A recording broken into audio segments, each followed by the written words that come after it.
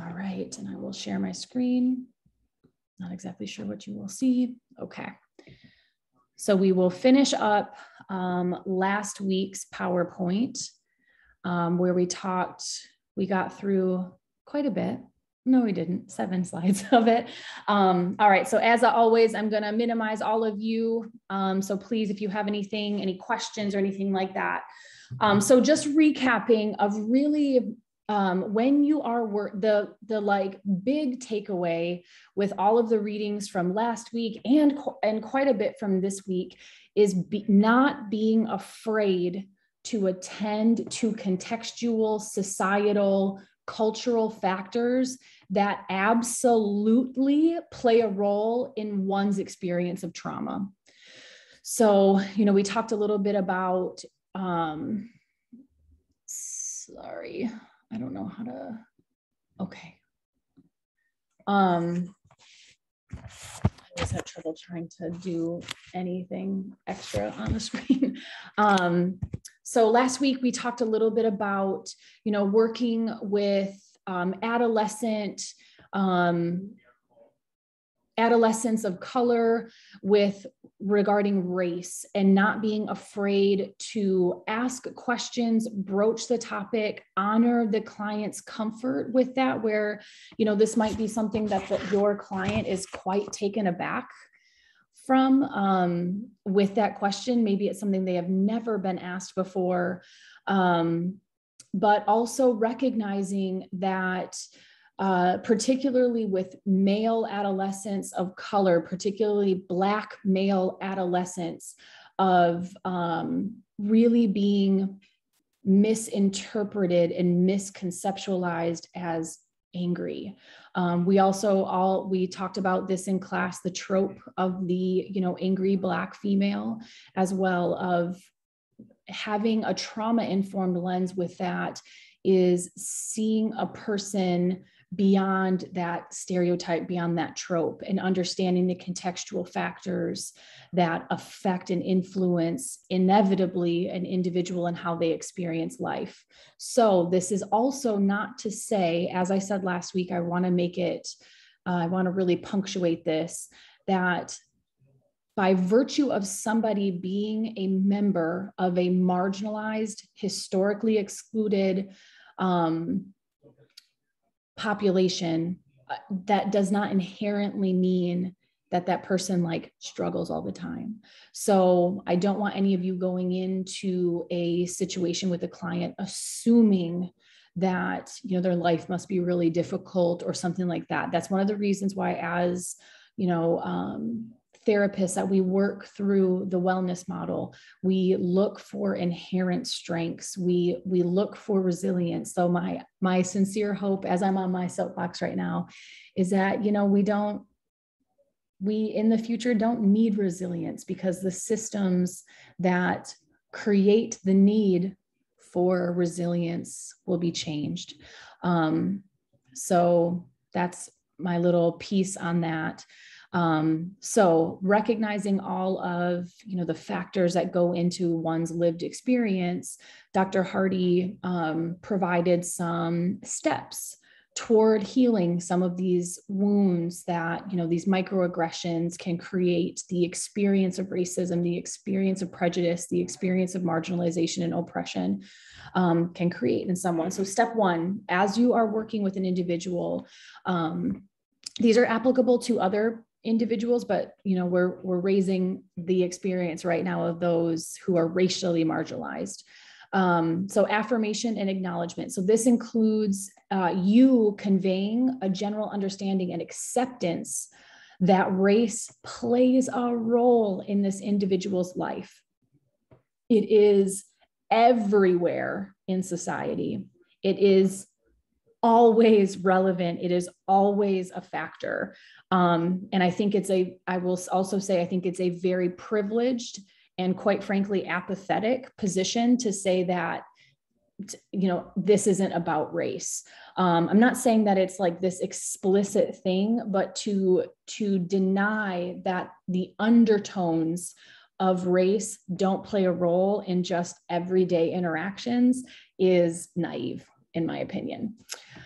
So conveying an understanding, this is twofold, where you do your homework. You are understanding in a very general sense, because that is what it is, what your client may be experiencing. So for example, if you have an Asian American, if you have a Indigenous individual in front of you, that you have a general understanding of what culturally that person may ascribe to. I'm using all of those terms very purposefully, because the second piece of this is being willing to see your client as an individual, and also not expecting your client to teach you. So is there going to be inherent learning that happens when you're working with clients? Absolutely. But if you expect to go in to a interaction with a client knowing really nothing about their culture, nothing about their background, then I think you're really doing yourself and your client a disservice in that, with potentially the expectation that your client is going to do some emotional labor for you that they didn't sign up to do. So again, twofold. You want to have some working knowledge. It may not be applicable to your client, but to demonstrate to the client that you've done a little bit of reading, you've talked to people, you've put in some effort in understanding them and their experience, while also learning from them, but not in a way that it's an expectation, if that makes sense. So, let's say you've never worked with an individual from India, and you're like, so tell me everything about Indian culture. That would be you asking them to do emotional labor. So you may talk about something like the caste system, to like even say, I have some language that you may resonate with, that you have some familiarity with. That's what I mean by having done some work in terms of learning. And not only like what may be, something that the client has experienced in their culture, or a belief, or, traditions or something like that, but also what that individual may be experiencing in terms of struggles. Like, what are the factors that this person may be experiencing coming to you, so you can attend to that. Does anyone have any questions or comments on anything I just said? Okay. Step 2, create space for race. So this is healing racial wounds. This absolutely is applicable as well to other aspects of one's identity that are marginalized. So this could be gender identity, sexual orientation, sexual attraction, gender expression, religion, ability, SES, like so many things.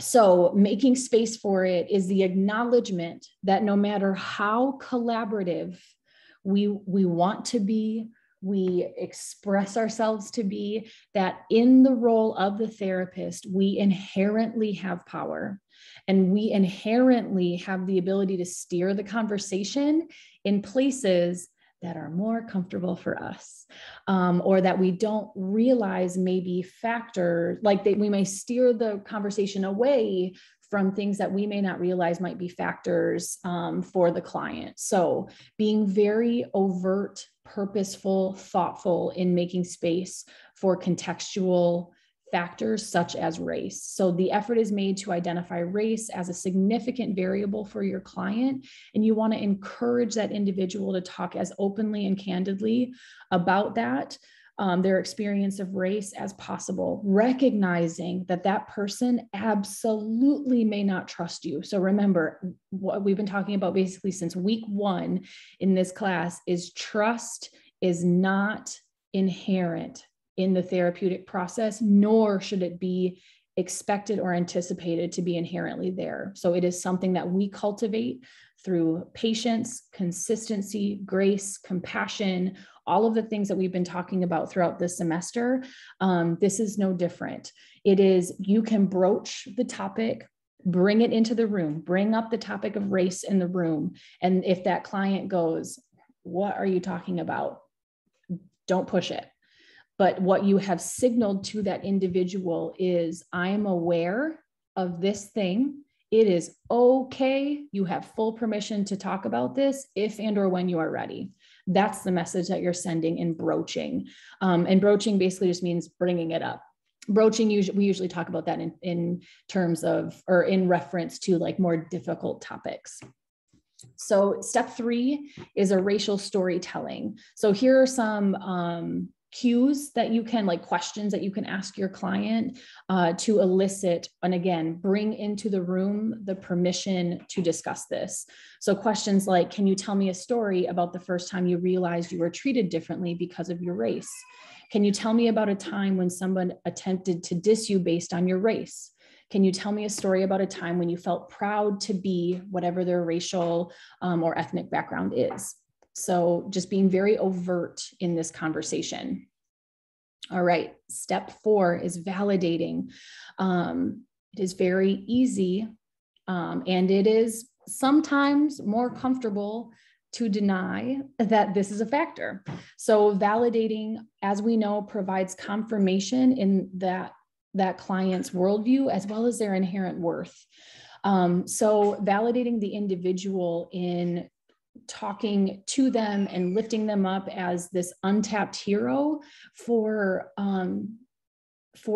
moving through all of these difficult things. So again, this is what I mean by, my hope someday is that we don't even use the term resilience. We don't need to, because the systems and the dynamics that are in society don't necessitate somebody to be resilient. But so it's sending the message like, you've been through a lot.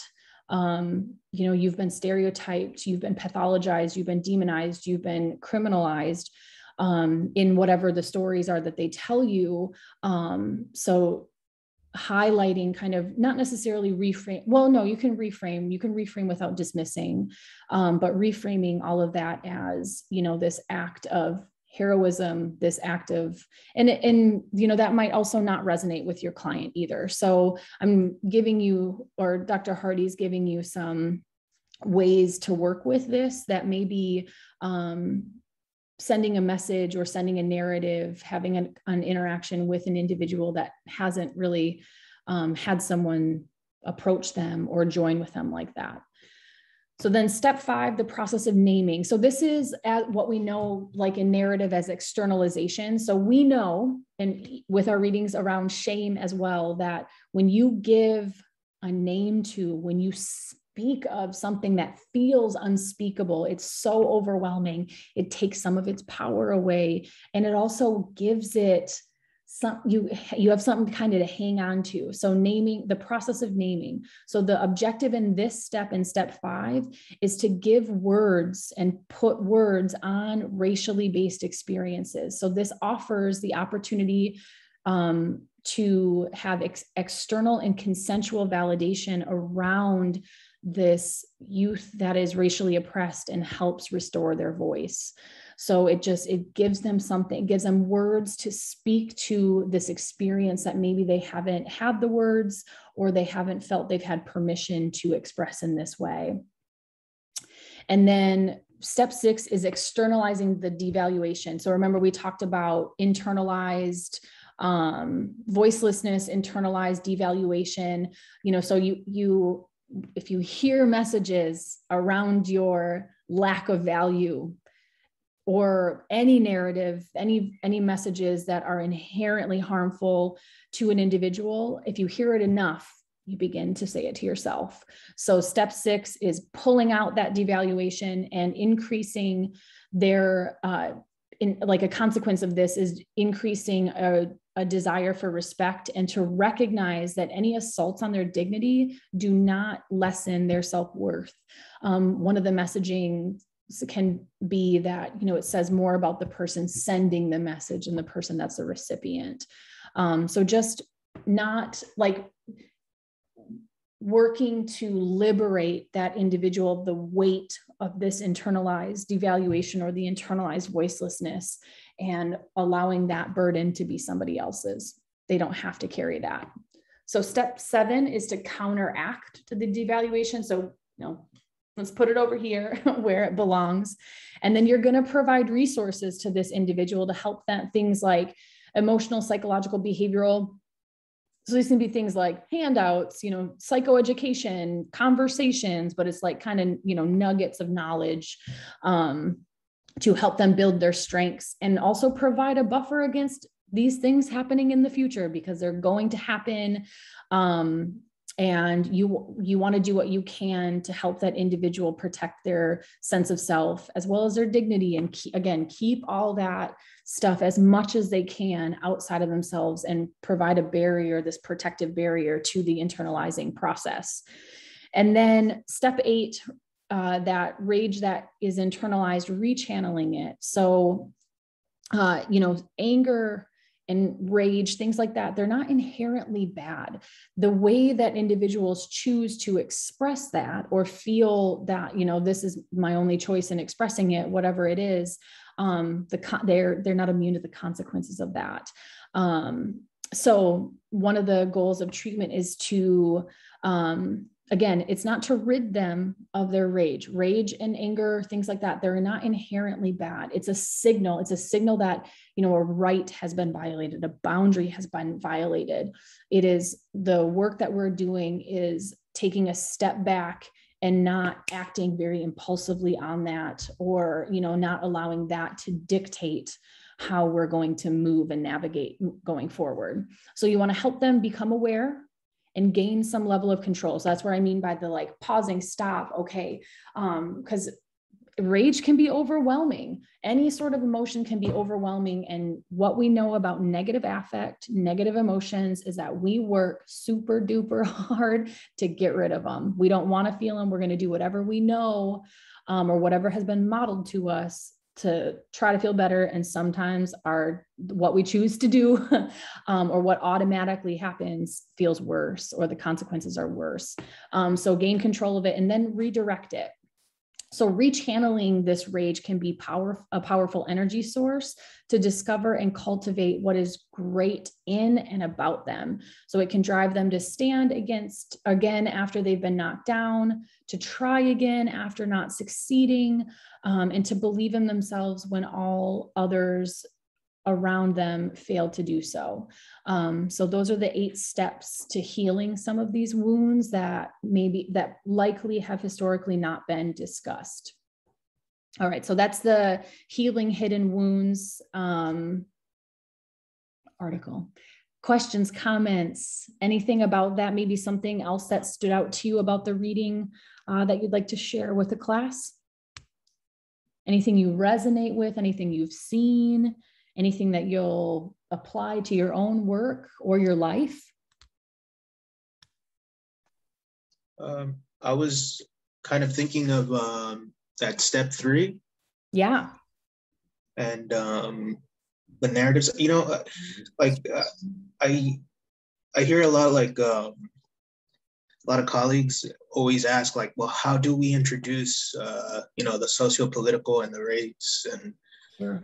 to the setting? And in my limited experience, what I've come to understand is it just naturally comes about when you're building a therapeutic alliance. I haven't had to introduce it myself. My clients tend to just bring things up, whether it's stuff on their end personally when it comes to their work or their financial situations, or sometimes it's everybody's digesting some sort of media, right?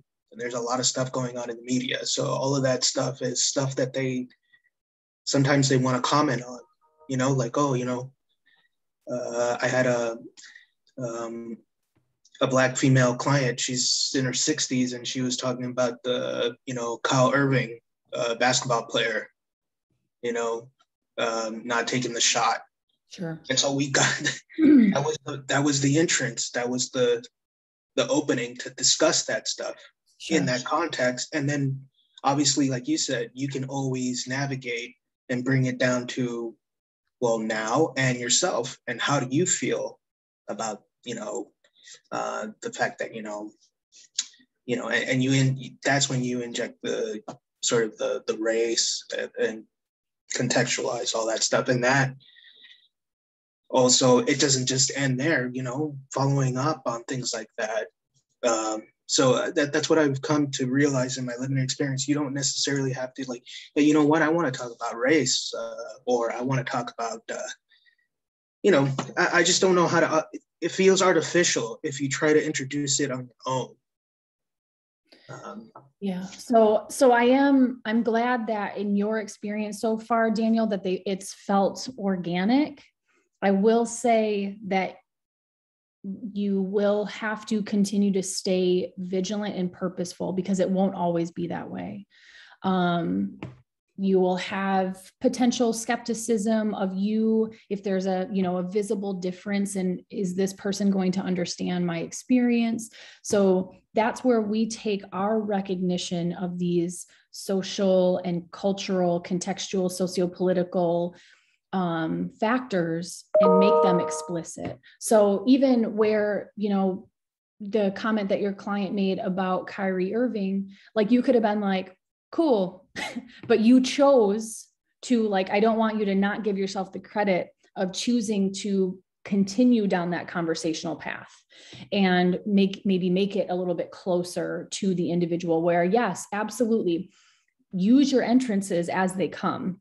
If there is a media, a person in the media that may represent your client in some way, or may represent you in some way, that may be the client's way of talking about it, but in a little bit of a safer way.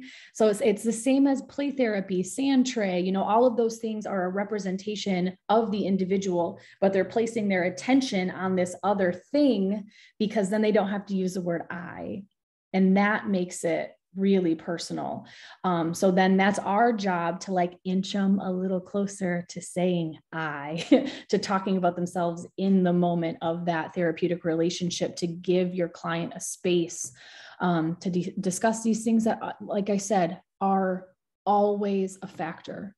I very rarely use definitives. I feel very comfortable in saying that these contextual factors are always relevant. And it's the things that we're, in my experience, the most hesitant to address and to make explicit, for fear of saying something wrong, for fear of putting our foot in our mouth. And guess what? You're going to do that. I just really want to give you all it's going to happen. And that shouldn't be the reason that you don't broach it again. That is a learning experience where you're going to go to your, consultation group. You're going to go to your supervisor and go, I think I need a little bit of guidance on this. But that doesn't stop us from doing that very important piece of our job of making contextual experiences and factors, bringing them in the room and allowing a space for our clients to talk about that. All right. Thank you for that, Daniel. All right. So I guess I can, what am I doing here? I don't know. Come on, computer. All right. So the next article that we read last week, or maybe you read it this week, Racism and Ethno-Violence as Trauma Enhancing Professional Training. So this, in conjunction with our, understanding of PTSD, another one of the major messages in our readings over the past couple of weeks has been, we focus very heavily in terms of diagnosis on PTSD symptomology, inclusion criteria.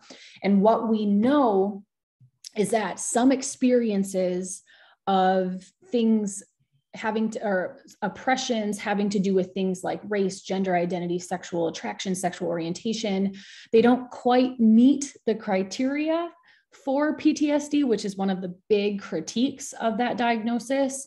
That doesn't mean that person isn't affected by that. So one of the, again, going even kind of bigger picture than what we were just talking about, is the recognizing, and again, bringing this into the room, any sort of threats to a person's cultural or racial self-integrity. So recognizing that this absolutely has an effect on an individual, and it's our job to bring space to talk about that. So what we do know is these threats can make a person more susceptible to PTSD and their associated symptom clusters, but it hasn't been studied enough to really know that. So a lot of things in regard to contextual factors like this is we have to do some more studying. We have to do some more research to know more. Anecdotally, we know. Empirically, we have some evidence. But again, it's just something that we have to continue as a field to put at the forefront of our research. So with experiences like rape and domestic violence, the effect of racism may be overlooked or not considered. So especially if that individual is coming to us in crisis, we're going to, potentially laser focus on the experience while not giving due focus to their social position, their experience within the world because of their, intersections of identity. So just again, the physical and emotional distress that a person can experience from an acute trauma like rape or something potentially more more chronic like domestic violence. It doesn't necessarily have to be chronic, but I'm just giving that as an example. It can be affected by their experience with racism. So bringing that conversation and that topic into the room. So another thing to really keep in mind as you are, because a lot of what we're going to be talking about in subsequent slides is about the assessor. So an individual's reactions and perspective, or the reactions and perspectives of more powerful people like researchers, service providers, the perpetrator, colluders in racism and ethnoviolence, they may be more powerful in how the recipient of the trauma experiences that traumatic event. So this is an invitation for all of us to really look at ourselves and how we view trauma, how we conceptualize and how we are emotionally affected, or is it something that we turn away from these societal experiences by others or of others with things like racism and ethnoviolence. So our response to that, or our conceptualization of that, absolutely has a bearing on the individual's experience of that traumatic event. So some symptoms that you may see in the room. So Dr. Wing Sue he has done some beautiful work in researching microaggressions, and I want you to hear about them from him. I found a little clip that I think is I found it, and I have 4 different windows open of stuff. I have too many things going on in my life right now. Is this it? Yes. So I want to show you a little clip. So you may very well be familiar with microaggressions, but I really want you to hear about them from an expert so that there's no confusion on what they are, because they're very covert. Microaggressions are very different from macroaggressions that we usually are very affected by because they're so overt. But I just, again, want to show you this. So I will share my screen again.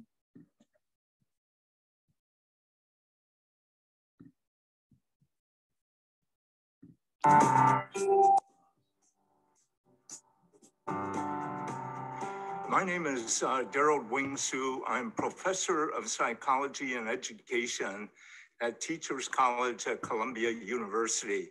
Many people have asked me how I became involved in research on microaggressions and microinterventions. And it really began about 20 years ago when I formed research teams here at Teachers College to explore issues of which I personally have been involved in. One of the things that I want to quickly do to begin with is to define for all of you what microaggressions are, and then illustrate them in terms of using examples from my personal life. Microaggressions are the everyday slights, indignities, insults, put downs, and invalidations that people of color experience in their day-to-day interactions with well-intentioned individuals who are unaware that they are engaging in an offensive way towards marginalized group members. One of the things that has made the concept of microaggression so powerful and potent is that it deals with all marginalized groups. In other words, while I have studied racial microaggressions, there are gender microaggressions, LGBTQ microaggressions, disability microaggressions, and so forth. But the majority of my work has dealt with racial microaggressions. And it really made sense to me because ever since early in childhood, I often tell people that I was born and raised in Portland, Oregon, and we lived initially in Portland, Oregon, Chinatown, in which almost all my friends, neighbors, family were clustered there, where I had few interactions with white individuals. My father decided to move to the Southeast District of Portland, Oregon, which was primarily white, in order to have a larger home for the large family that we were. And my first experiences in elementary school was being teased all the time. I was called Ching Chong Chinaman, slant eyes, and many of my classmates would make fun of me and refer to me as my family as well as a yellow peril. Now, these were disturbing for all of us. I had 3 other brothers who were attending the school as well. It was disturbing, but not as disturbing as when my teacher overheard me speaking Chinese to my brother in front of the class that was about to begin. And she spoke harshly to me by saying, "Daryl, you're in the United States now. When you're in America, you speak English, not Chinese." And I felt totally humiliated. I didn't know what I had done wrong. And I ran into the classroom, slumped down in my chair, trying to hide myself because of the shame, embarrassment, and humiliation that I felt.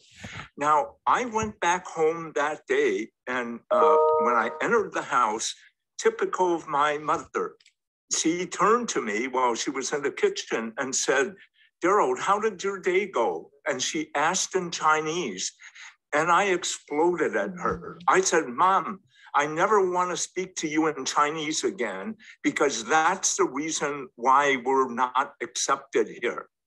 And when you realize that language is a carrier of one's culture, to be made ashamed of your language is to be made ashamed of your culture.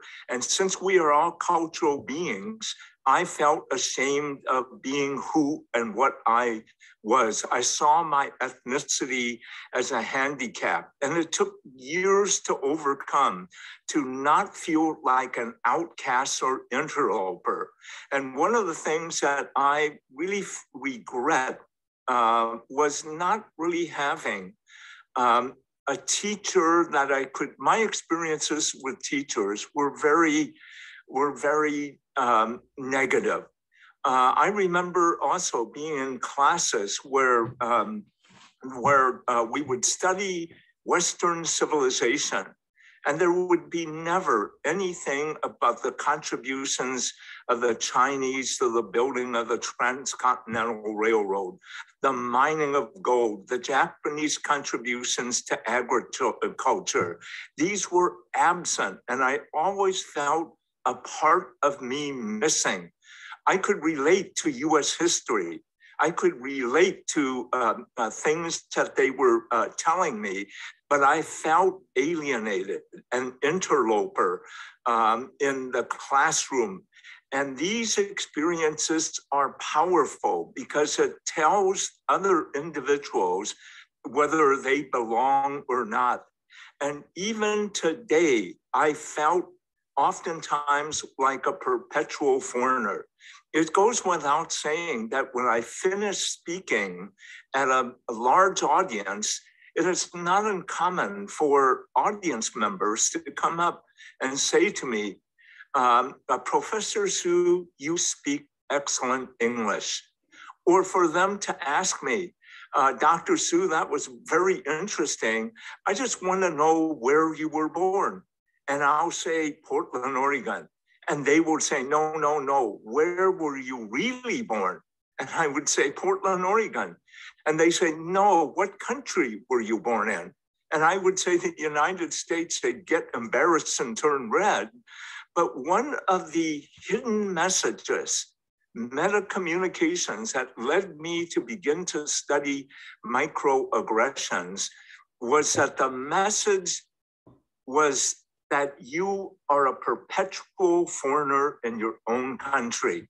You are not a true American. Only true Americans are light-skinned, blonde-eyed, blonde-haired. And so that was the unintended message that was given to me. And now in my research on microaggressions, I study meta-communications, and the invisibility of meta-communications is that they are oftentimes perpetrated by well-intentioned individuals. For example, the person complimenting me for speaking in good English is not a mean, evil person. They see it as a compliment, but the hidden communication is that I am an alien in my own country. And I begin to tie these in to what some of my African-American brothers and sisters talked about frequently, that, if you go on the subways here in New York prior to the pandemic, it would be crowded. And I noted that if you wanted to find an empty seat, it was always next to a Black passenger. It was always an empty seat or the seat seldom or last taken. Now, what is the meta-communication being sent to African Americans? You are dangerous. You are a criminal. There is something wrong with being next to you. Also, African American men tell me that when they cross the street during a green light and there are cars around, they can hear the sounds of car door locks clicking. Other incidents of microaggressions are when African-American men tell me that then when they walk into an elevator with a white female passenger, they will tense up, clutch their purse more carefully. What is the communication being sent? It is that you're up to no good, that you're a criminal, that there is something wrong and dangerous with you. And so I began to study the impact of microaggressions that are part of what I call implicit bias. I'm not talking about the overt racism that is harmful and damaging, but what our studies are revealing is that these hidden, subtle, implicit biases that come out in microaggressions are more harmful and damaging to the psychological well-being of people of color. And oftentimes they are overlooked. Most people, when they think about racism, they think about the white supremacists, the skinheads, the oath keepers, the proud boys, those people who are out front. But what we're finding out is that well-intentioned, ordinary people who experience themselves as good, moral, decent individuals are perpetrators of harmful microaggressions. And for people of color, it is very difficult to deal with.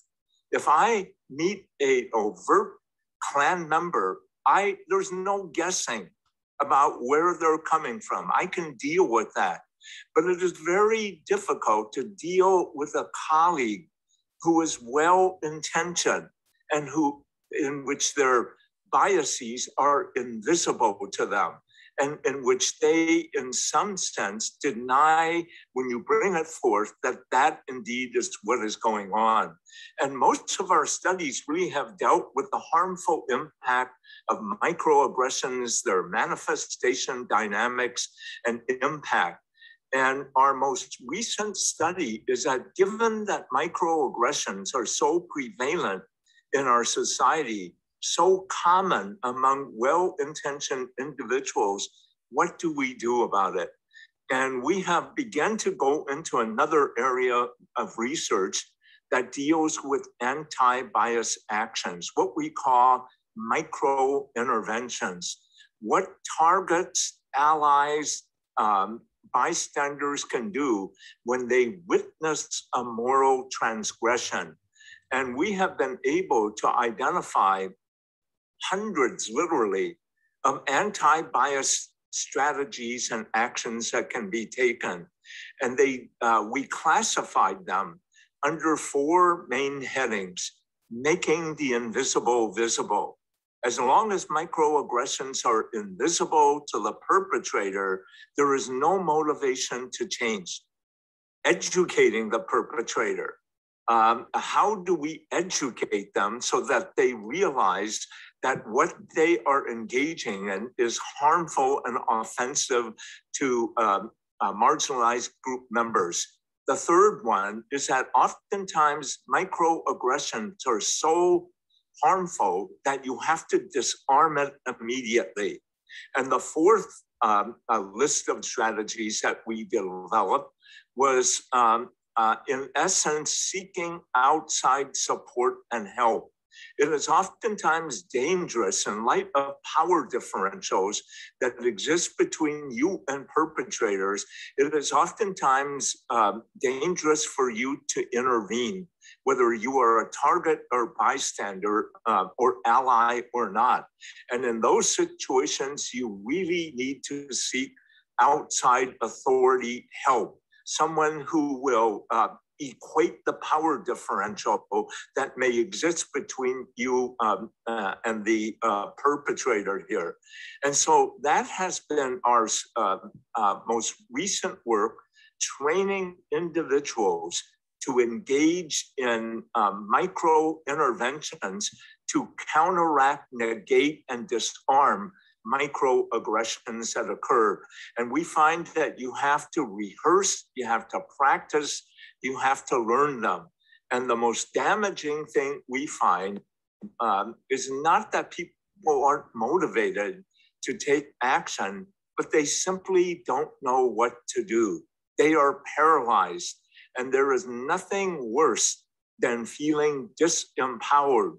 So by virtue of our work on micro-interventions, what we are doing is empowering the targets and white allies to intervene on behalf of everyone.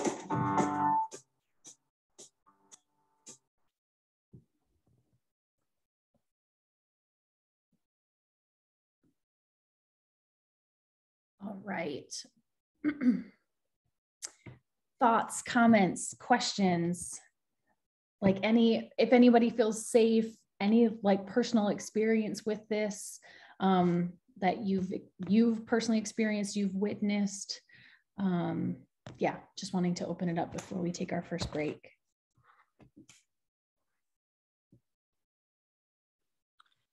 I was thinking about when he was talking about African American men and them, some of them like hearing doors locked when they pass by, and you know, that's not, of course, that's not some. Well, I'm not a man, African American man, so that's not something that I've experienced, but which was interesting to hear that that's something that they have experienced. And but I also thought about just the intersection of being an African American and being a woman. Like I lock my car doors anytime a man walks past my door, whether they're Black or any race, it doesn't matter to me. So I think that's just interesting, you having to realize like the intersections of your race and also your gender and other marginalized parts of you. Right. Because, you know, it just goes to show that, like, you know, I'm not doing it. I'm doing it to protect myself, but I'm not thinking about what that can relate to other races or just, you know, even my own race, like of men that walk past. You know, it's just a matter of me realizing that as a woman, like, not only do I have to take care, I have to take care of that part of myself and also realize that my race plays a part in it too. So it's really interesting. Absolutely. Thank you so much for sharing that, Summer. And I think one of the things you're speaking to, and I can't remember if I mentioned it. I think I mentioned it in class last week. But I think you're speaking to the concept of the catch-22, where, you know, if you are the recipient of a microaggression, which again, like what you're saying is, I don't care anything about your race. If you are a man and you're around me, like I feel a need to protect myself as a woman. And that may be received differently by different people. So Dr. Sue talks about the concept of the catch-22 of, if I am the recipient of a microaggression, if I experience a microaggression and I say something, so the catch-22 is basically like you're in a no-win situation. So if I say something, I might be dismissed. I may be told, I might be gaslit. I may be told that I'm overreacting. That's not what I meant. So you're met with no validation. Like, it very rarely is someone going, oh my gosh, I didn't think of that. Thank you for bringing this to my attention. I did do that. You know, like, I don't know what percentage of the time, but I would guess it's a minority percent. And then if you don't say something, then you are like trapped to kind of just sit in that and potentially internalize that of, hey, I was walking by this woman's car. She got into it and locked it. It's because I'm whatever, you know? So, and where you're saying, nope, I'm just not interested in getting assaulted today. So figured I'd protect myself. So just, I mean, the nuances of that and like just how many different experiences there can be around that. Thank you so much for sharing that, Summer. Any other thoughts, experiences, emotions? For me, I think one of the biggest things watching his video is like when people ask him where he's from and he's like Portland, Oregon, and then they're like, no, where are you from? Like the amount of times that that's happened to me. And that's always something that I've become like coming to terms with, you know, this duality of culture of being American, but also my parents being immigrants. Sure. So like, younger, I would be like, I'm Salvadorian. But then as I grew older, I realized, well, technically I'm from here. I'm from America. My parents are from El Salvador. And before, I didn't really put in the effort, you know, how you just said, like, to validate them, to take the time. But now for me, like, it's something that I do take the time. I'm like, well, first of all, I'm not Mexican. My parents are Salvadorian. I grew up in Orange County. Like, I'm valid with my reasoning, but it's not interesting. But there's so many people who think they're taking the time to care when it's like their questions are still so inconsiderate. So yeah, it's definitely an experience. Mm. So Melissa, if you don't mind, so feel free to say, no, I'm not going to answer this, but did you resonate at all with Dr. Su's response to that? Like how he felt about that, of being like this, perpetual foreigner, like you didn't belong? Is that something that you've experienced with that kind of questioning, or because it sounds like it's pretty consistent for you? Yeah, for sure. And it wasn't until I had watched his video, I watched another presentation he had as well, where he also shows a way of reacting to those, those questions, where I'm not sure if he said it in this one, but, even saying like, ouch, like that's rude, that type of response, which seems almost, silly to respond that.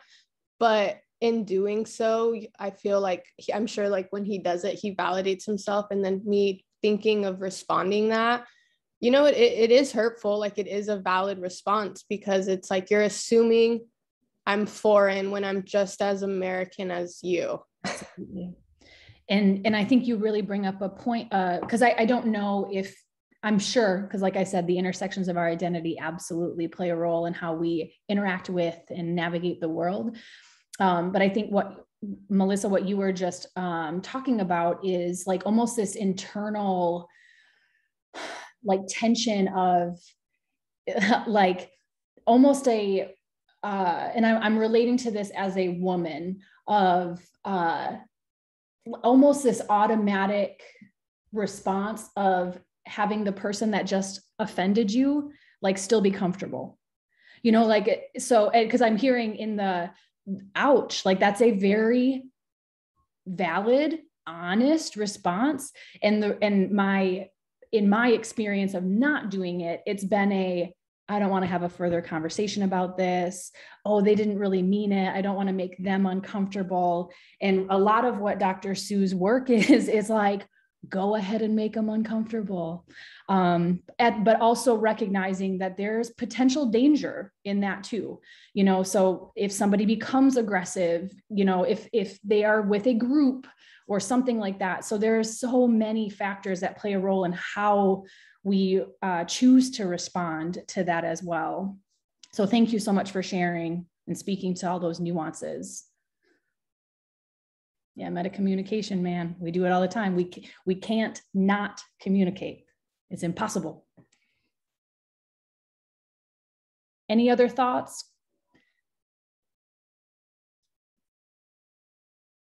All right, so let's go ahead and take a break. We will come back together at 11:14. Back together.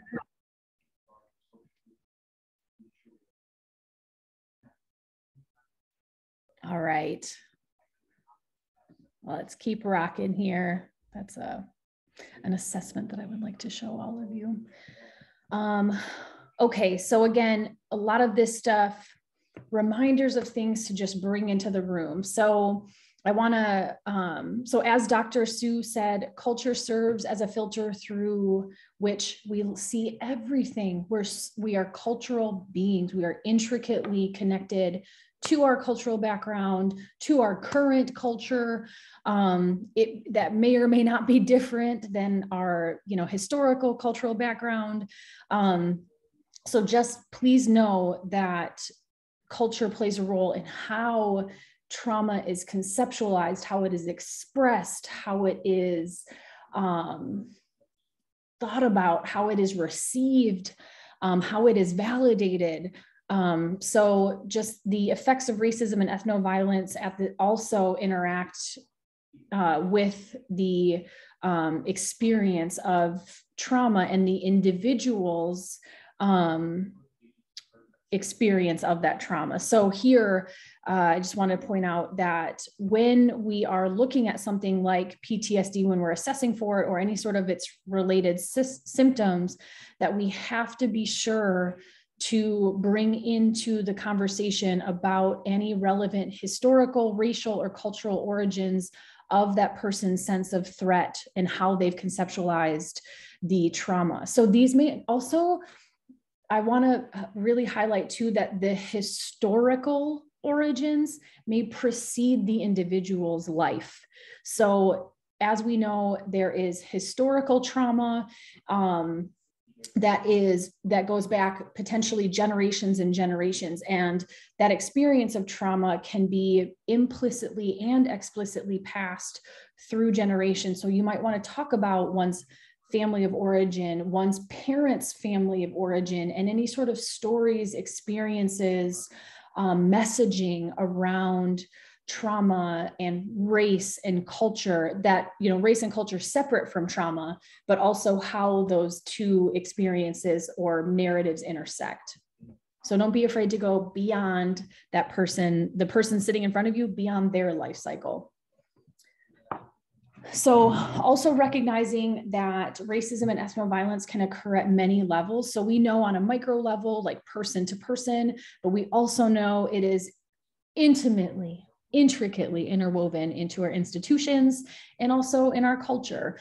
And it can also be, as we've talked about, direct, more overt, and then it can be covert. It can also be vicarious. So we can have an indirect experience of that from, for example, our parents experiencing it, people within our community experiencing that we weren't directly a part of, but were absolutely affected by. So these can serve as catalysts to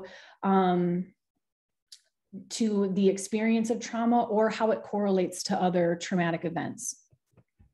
So when we are assessing, so we're kind of moving to assessment with this. And so if you were in the role of an assessor, and this isn't like doing intakes, our job inherently includes a piece of assessment.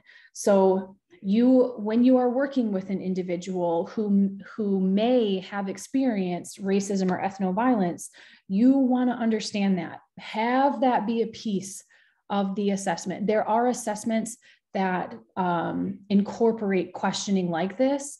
And if you guys want, I can make a note to myself I'm making a note right now to add with the other email of assessments that have this language. Okay. And so these experiences of racism or ethnoviolence that may have preceded, accompanied, or served as the traumatic event. So ask about it.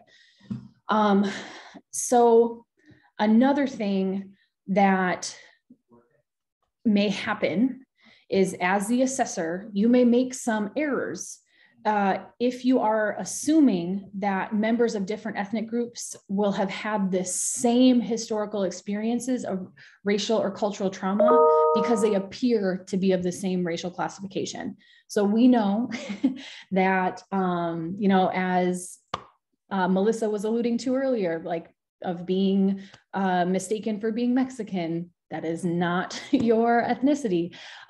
So like making assumptions about characteristics of an individual that you are looking at, and also recognizing that even individuals, and I mean, this goes without saying, I know that this is a message that y'all have talked about, but I'm going to incorporate it into the trauma class of, groups of individuals being inherently heterogeneous. There's a lot of diversity within communities. So again, this is where you come in with that knowledge of, this may be, I've done some reading, I've done my homework, I've done some learning about what may be some historical experiences, but I'm also not assuming that, and I'm open to learning more about my client's individual experience, but I have some understanding of what might be influencing my client or the clients.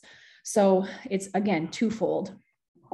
So here's some implications. I know that there's a lot going on in this slide. I didn't know how to organize it very well. So implications for research, assessment, and practice. So self of the therapist, first and foremost, you want to really take an honest inventory and have an honest conversation with yourself about the meaning of the event that you ascribe. What meaning do you ascribe to that event? Because it's super easy, like just what Dr. Wing was talking about, of this implicit bias that we bring in implicit bias. We have it. We are not immune just because we're in this field. So just making sure that you are understanding what meaning you're giving this experience, and you're asking the questions to be able to understand what meaning that your client, the person bringing it to you, is what meaning they're putting on it. So of course you want to have an open and supportive environment so that the client feels comfortable in sharing as much about the experience as possible. And you're also keeping your ear open for, subtleties in that. And so as we've learned, phase one may not be the best, when you're assessing, when you're initially working with an individual, making explicit some of these more subtle comments, that may not be the best approach, because you're still, again, safety and trust is not inherent in the relationship. So just making sure that you're like keeping track of that, you're making note of it, and then potentially circling back to that when you're feeling that the client is becoming more comfortable, when they're giving you, again, nonverbal and verbal feedback. So this is another reason why feedback is so important, that they're feeling safe in this experience. So in order to create effective assessment environments, again, self-examining with respect to your own racial identity development and cultural orientations. So we're not just focusing on, this is where, like in our field, we talk about transcultural competence. So recognizing that you have culture, you have all of these intersections of identity that meet another person's. So the competency is recognizing your own and understanding how they intersect with another person's. So we talk a lot about that within the field of being self-aware, understanding our own development, our own cultural identity, and how that influences how we work with other people and just how we navigate everyday life too, outside of our professional role. So the major message in what we're talking about today is zooming out from that individual trauma and bringing in more contextual factors like family, community, religion, culture.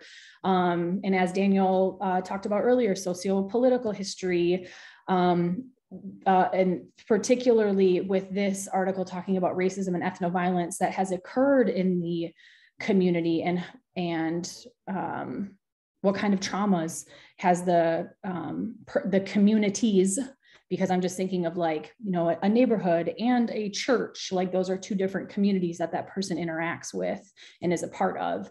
And so if we don't acknowledge and recognize the relevance of these socio-political, racial, and cultural factors and how they intersect with one another. So as Summer said earlier, the intersections of her race and gender, how that is a unique experience to her, that we are really not providing effective care. So if you choose to not talk about this kind of stuff and to not bring it into the room, you may be more comfortable, but I promise you, you are missing something important. And you are also giving the message, the meta communication, that I'm not comfortable talking about this, so I don't want you to. And you shouldn't be comfortable talking about this. We always want to be the model for comfort of talking about tough stuff, but things that are very relevant. So moving to complicated grief. Any other comments about the racial and ethnoviolence trauma article, or questions about anything that may not have been clear, or something that stood out to you that I didn't cover? Okay, so complicated grief. This is a traumatic grief that is prolonged. And it's a condition in which an acute grief is prolonged indefinitely and accompanied by complicating thoughts, behaviors, and dysfunctional emotional regulation. So a person experiencing and suffering, I would say complicated grief is a suffering experience. They are preoccupied with the person that they lost. So the complicated grief is generally connected to death. So they may have recurrent intrusive images or thoughts of death. They are prone to ruminate. So they're thinking a lot about, and I resonate with this a lot. I would argue, it's not indefinite because I don't think I'm still experiencing it. But as all of you know, I lost my mom several years ago, and I was ruminating. So repetitive thoughts that focus on feelings of guilt over having been unable to prevent the death. Oh my goodness. So I'll sprinkle in some of my own experience, if that's okay with y'all. Of like, for years, I would have dreams about going back in time. So like, for example, it'd be like the year I graduated. So I graduated from high school in 2003. And I would like have dreams of going back there and then getting a chance to change one thing. And the first thing I'd always think about is, oh my gosh, I had to tell my mom to go to the, to get a colonoscopy, to go to the doctor to get a colonoscopy. So it was like the first thing. And I would have this, it was recurring where I'd go to different places in history in my life, like maybe, you know, formative events or something like that. And the first thing I'd always think about was, oh my gosh, I had to tell my mom. So I would argue that that's probably, it wasn't really guilt, but I definitely felt some guilt around like not knowing about colon cancer or like not even being familiar with what a colonoscopy was. Like I just felt like if I had learned it, then I could have, you know, told my mom to go do it. You had the idea that it's not right for you to enjoy your life because the person that's dead can't anymore. So there's some guilt around even feeling joy, anger, or disappointment of the unfairness of this death. So like I still struggle sometimes with seeing like grown daughters with their like more elderly, you know, like in their 70s, 80s, year old mom, where I'll like look and I'll be happy for them, but I'll simultaneously also think to myself, I'll never know what my mom looks like when she's 70. And that's sad. So again, these aren't necessarily all complicated grief. I'm just giving you like examples of what I've experienced with this. Avoiding reminders of the person that's died. I never did that. I don't really resonate with that. My sister, absolutely. I think my sister struggles with complicated grief. So I also wanted to show all of you this inventory.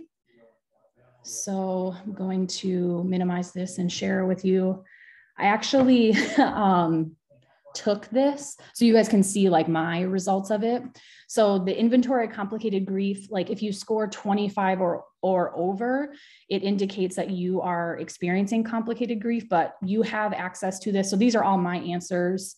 So just showing you a very, you know, potentially vulnerable view of how I continue to, you know, grieve the death of my mom. So you can, there's like a spelling error, but it's not a big deal. So the ones that I struggle most with is longing for my mom. Like I feel drawn to places or things that are associated with her. So that's, you know, kind of the opposite of avoiding. But then when I score my answers, so 19, so scores of 25 and below are less likely to indicate significant impairment. I do not believe that, you know, I'm struggling with complicated grief. I think that for, because remember, it's prolonged. So when I was talking about some of the experiences that I've had, those were, you know, within a handful of years of my mom dying. So that would be considered more regular, uncomplicated grief. So thank you all for listening to my story with that. So the role of rumination and avoidance. So they seem, you know, at kind of odds with one another, but they definitely can coexist. So rumination centers on interpretations of grief itself. So this person, you may be working with somebody who, you know, wants to move forward from their guilt, you know, or from their grief, not experience it so wholly encompassing. But this person might also believe that grief is the last thing that they have left to stay connected to their loved one. So these are all things that I really encourage you to be aware of and be sensitive to. So they believe that mourning must remain active and painful so they don't lose their loved one completely. Again, it's my grief maybe my only connection to my loved one. And if I don't do that anymore, does that mean I've forgotten about them? I feel guilty about, not feeling sad that they're not here. So people with complicated grief are often fearful that they'll forget about the person who died, even though this person has been the most special and important person in their life. So again, their grief is their connection to that. Their active mourning, their active feeling sad about this person's no longer physically being here on earth. So there also may be, so this is again with complicated grief, the avoidance piece of painful reminders that the person is gone can be regularly observed in individuals with complicated grief. Treatment for this entails helping the person, your client who's bereaved, to relinquish the thoughts and behaviors that impede their mourning. So this is speaking more specifically to the avoidance piece. I'm not going to, go to my loved one's grave if they have one. I'm not going to go to the neighborhood where their home was. I'm not going to watch TV shows that they watched. I'm, no longer going to do maybe an activity that we did together. And so the goal of this is to revitalize a natural grief process. Grief is inherent when you lose somebody you love, or, when we've talked about, having an experience of a person who was, chronically traumatized by an individual, when the perpetrator dies, what do we do with that? So grief can be connected to individuals who were not kind, but may have played some kind of significant role in your life, whether that was positive or more negative. So you want to facilitate the natural grieving process by processing and confronting the unwanted reality about the individual who's passed. So you're just opening up the door for processing. Many times with avoidance, as we know, it's just something that's there but hasn't had attention paid to it, so it lingers, but you're stuck with it because you're not actually talking about it. You're not actually feeling the feelings. So it's opening up the door to actually feel the feelings of grief and to talk about that individual. So when you are conducting therapy with an individual who is experiencing complicated grief, so this is kind of like a little bit of a playbook here. You're focusing on revisiting the loss and helping the clients to reimagine their ongoing relationship to the person who has passed and re-envision their own future lives. So I've had this experience I currently have a client who lost her dad about 1.5 years ago. And so one of the things that I had to be very aware of was after my mom died, I leaned into my faith a little bit more. Like, I absolutely wouldn't consider myself like religious or anything like that. But my mom was raised Catholic, converted to Lutheranism. I was raised Lutheran. And in my belief system, there's an afterlife. So my thought process was, I can lean a little bit more into my faith because my mom's soul and spirit is somewhere around here. So if I lean into that, then I can have more of a continued relationship with my mom. So that was my thought process. My client identifies as an atheist. So this was something where I, quite frankly, was a little bit at a loss on how to help her initially with an ongoing relationship with her father. And even, if this was something that she wanted. So I share that because, I automatically thought, oh, well, this was helpful for me. And we're alike in a lot of ways, so maybe it'll help you. And then when she shared about her religion, I was like, okay, because I even had to like really alter my language around it, because I was so used to talking about my experience with all the language around that, that I just had to be mindful. So the treatment with complicated grief is bi-directional. So there's this healthy adjustment to the bereavement and mood regulation. So this is where when you're creating space for the emotions that come with grief, that you're also making sure that there's some modulation that happens so that person, it doesn't, you know, dive into a depression or becomes very anxious or super distressed. So you're creating a space to grieve, but grieve in a way that's not all encompassing or can be, you know, freezing that person in where they are and being totally overwhelmed by the grief. So strategies and techniques in the middle phase of treatment. So this is what we're talking about, phase 2, like more action oriented stuff. Incorporate revisiting exercise, which we've talked about, both imagined and situational. So this is, you know, some of that in vivo stuff, that exposure stuff, as well as structured memories. So you are, much of this is derived from cognitive behavioral therapy. So when you are imagining revisit, like when you're doing some imagined revisiting, you're focusing on the story of the death. So the client is invited, you're inviting the client to close their eyes, again, if they feel comfortable, right? So this is something that not everybody feels comfortable with, and imagine that they're back in at the time that their loved one died. So somebody may have found out, they may have not been in the same place as their loved one. Somebody may have been right next to their loved one when they died.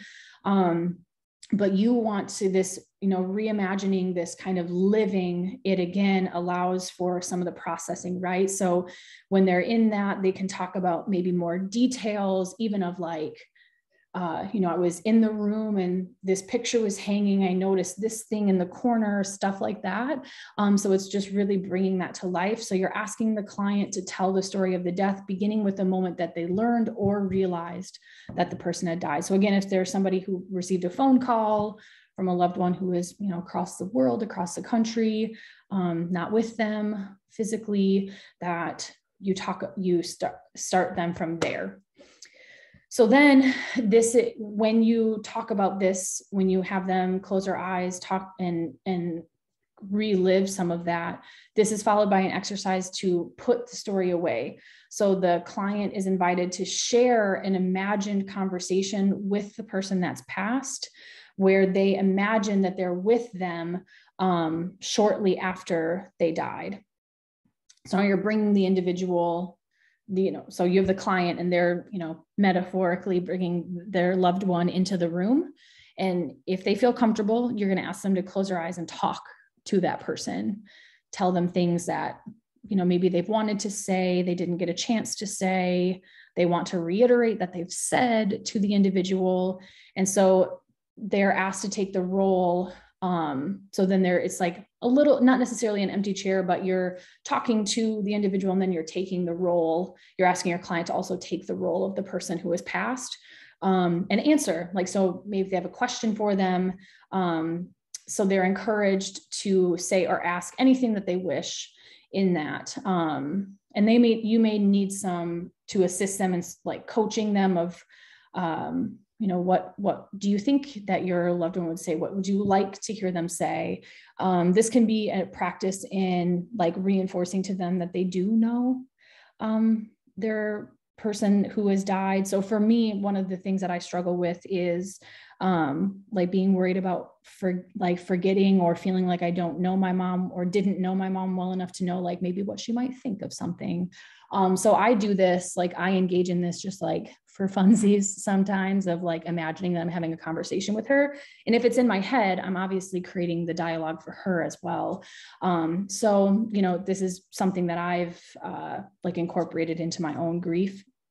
And then when you are working with termination, so this is a person who very well may be experiencing abandonment, right? Especially if it's any death can be conceptualized as an abandonment, no matter how, you know, unintended it was.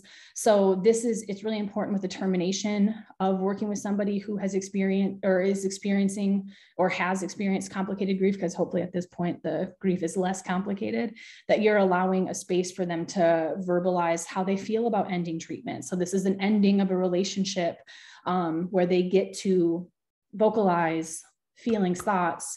So allow for them to be really present in that time, recognizing that the reason that they were there was probably for some, you know, unfinished conversations or unsaid things.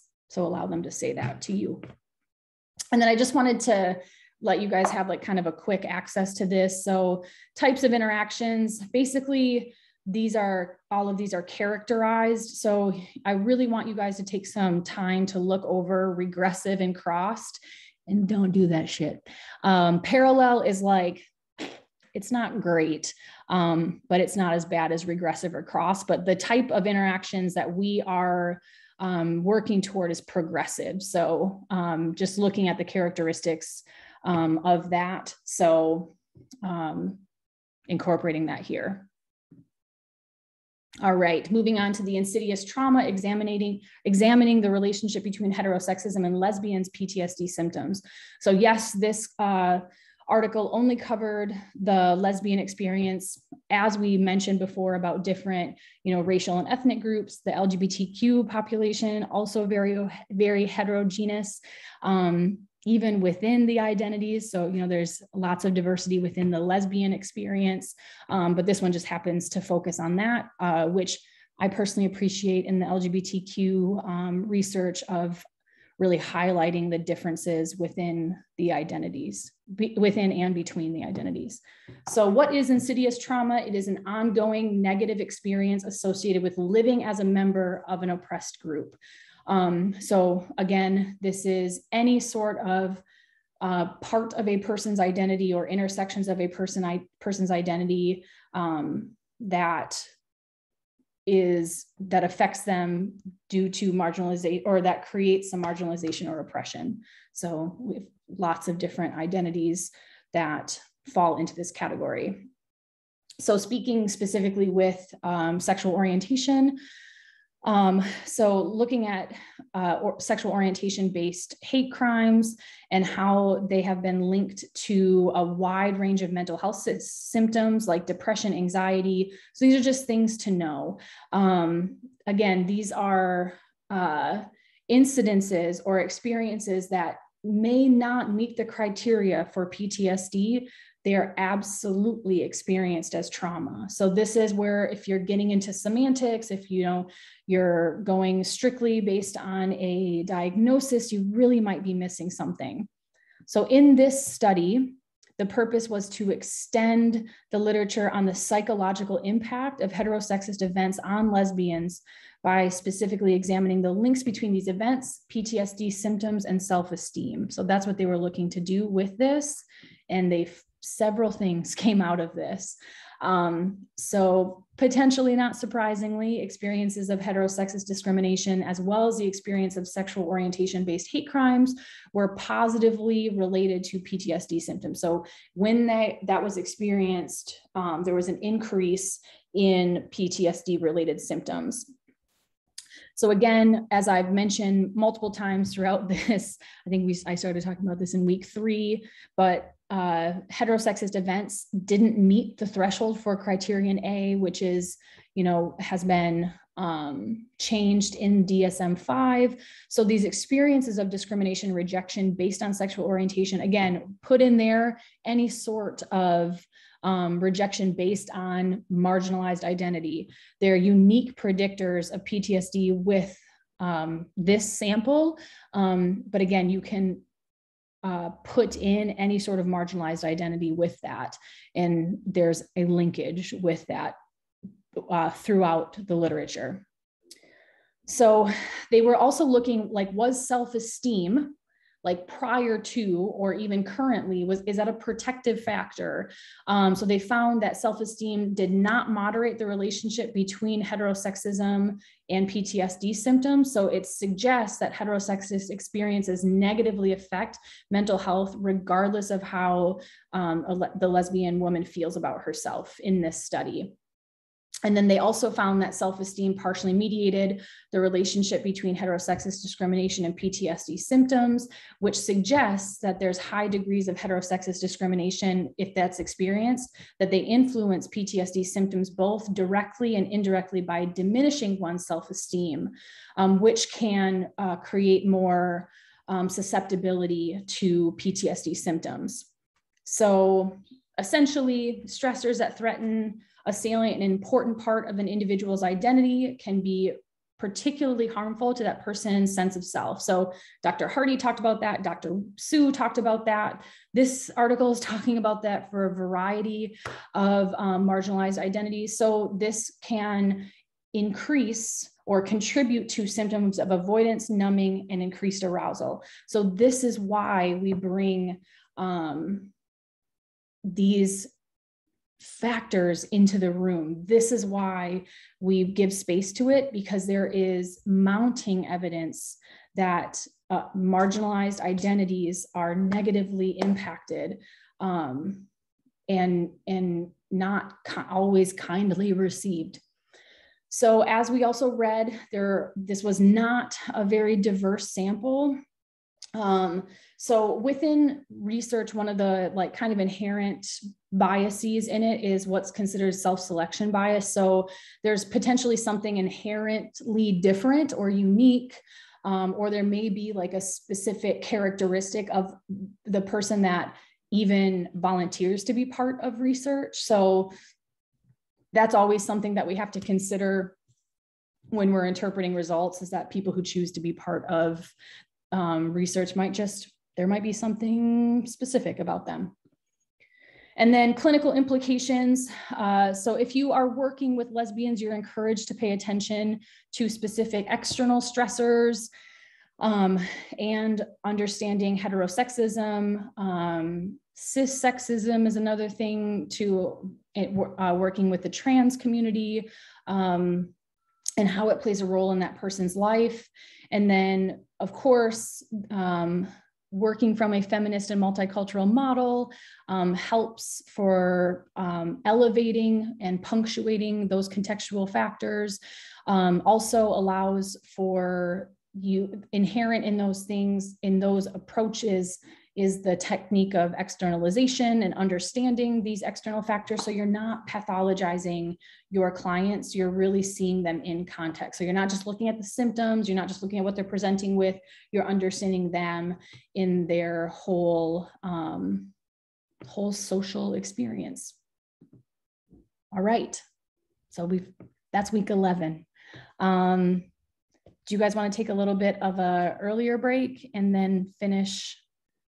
I don't know if we'll finish early, but we'll just focus on this week's stuff for the last hour. Yeah, okay, cool. So let's go ahead and take a break, and I will see all of you at 11:58.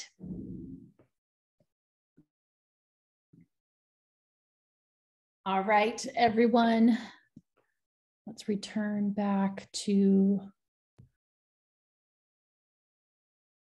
our week 12 stuff. Did we catch up on the reading? Did anybody not get a chance to read week 12 stuff? If so, there's a lot of good like clinical applications to the reading. So, okie doke. All right, so I'm going to start at the bottom of this because I think it fits with what we've been talking about. So I'm definitely curious to hear some thoughts on this article.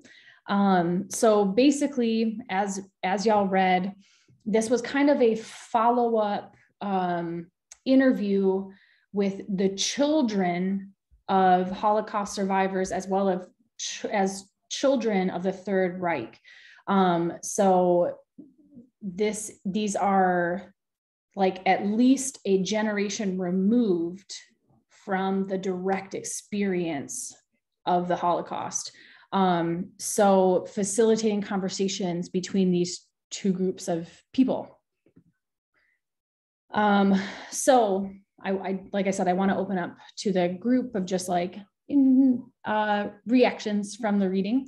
So one of the things that we do know about trauma is that there absolutely can be an intergenerational transmission. And we know that on a molecular level. So the intergenerational transmission and the PTSD symptomology can be predicted in a way through like past generations, the severity of their PTSD symptoms. So one of the things that the reading points out is being a member of a group like survivors of the Holocaust can create intergroup prejudice. So, an othering out of a desire and a need for survival, of a need for self-protection. So there can be, even if that person that represents, this historical trauma had nothing to do with it, that there can be an othering that happens, a prejudice against that individual by virtue of some historical experience. And again, that's some of that intergenerational transmission that can happen. So I'm going to stop my share, and I'm just curious on, like, as you were reading this, what your thoughts on the study, your thoughts on the findings. So I thought it was quite interesting. So I just thought maybe other people might think it was interesting. I had a really interesting experience reading this article. In high school, I went to a Jewish high school, and I actually went on this trip called March of the Living, where first it was my high school and a bunch of other Jewish high schools around LA. First, we went to Germany, and we went to visit all the concentration camps, and we had about 8 or 9 Holocaust survivors with us on the trip. And then after we went to Germany, we all went to Israel and celebrated. And it was really interesting because a lot of the students were very hesitant. And in Germany, they were feeling really uncomfortable. And something a lot of the survivors told us, because these survivors go on the trips they go on this trip every year.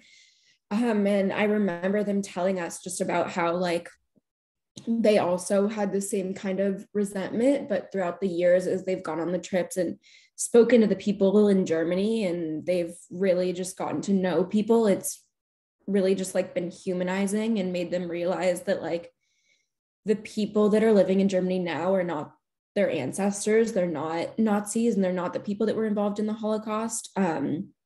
And it was kind of just this unification of the two.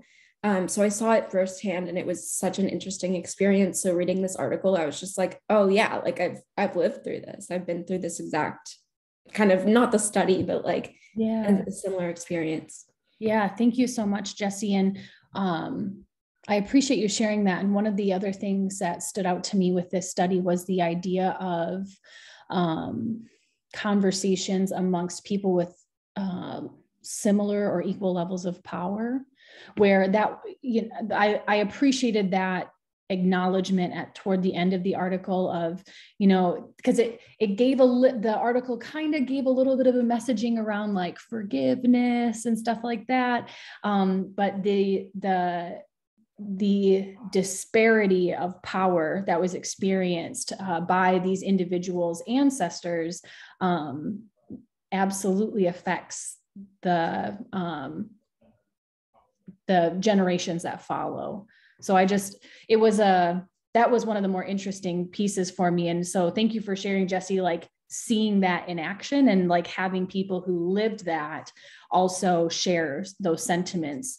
And I'm sure, did you have any other messaging around maybe not so much of a desire to humanize people in Germany? So would you mind sharing a little bit about those expressions as well?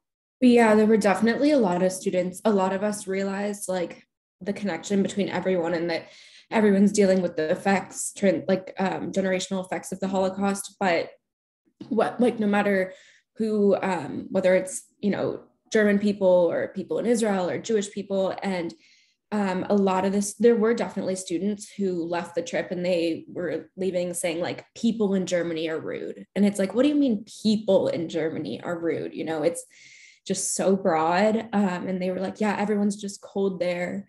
And so there definitely were people that weren't willing to have conversations with people there and willing to talk to them and hear. And we learned so much about everything Germany has done is an I'm sorry, and making amends with Jewish people. And so some people were just really not receptive. Yeah, not really interested in doing that. which is something as therapists, it may not be the goal to forgive, to humanize. So just being aware of what we might like, or what we see as, a good outcome, and being open to your client having a very different experience. So what I'm hearing you say, Jesse, is like on a spectrum of these, you've experienced people on both ends. I guess, I don't know if it's a spectrum or continuum, but there's some disparity between their experiences. Thank you. Any other thoughts or reactions to the study, or anything that you read in terms of the findings?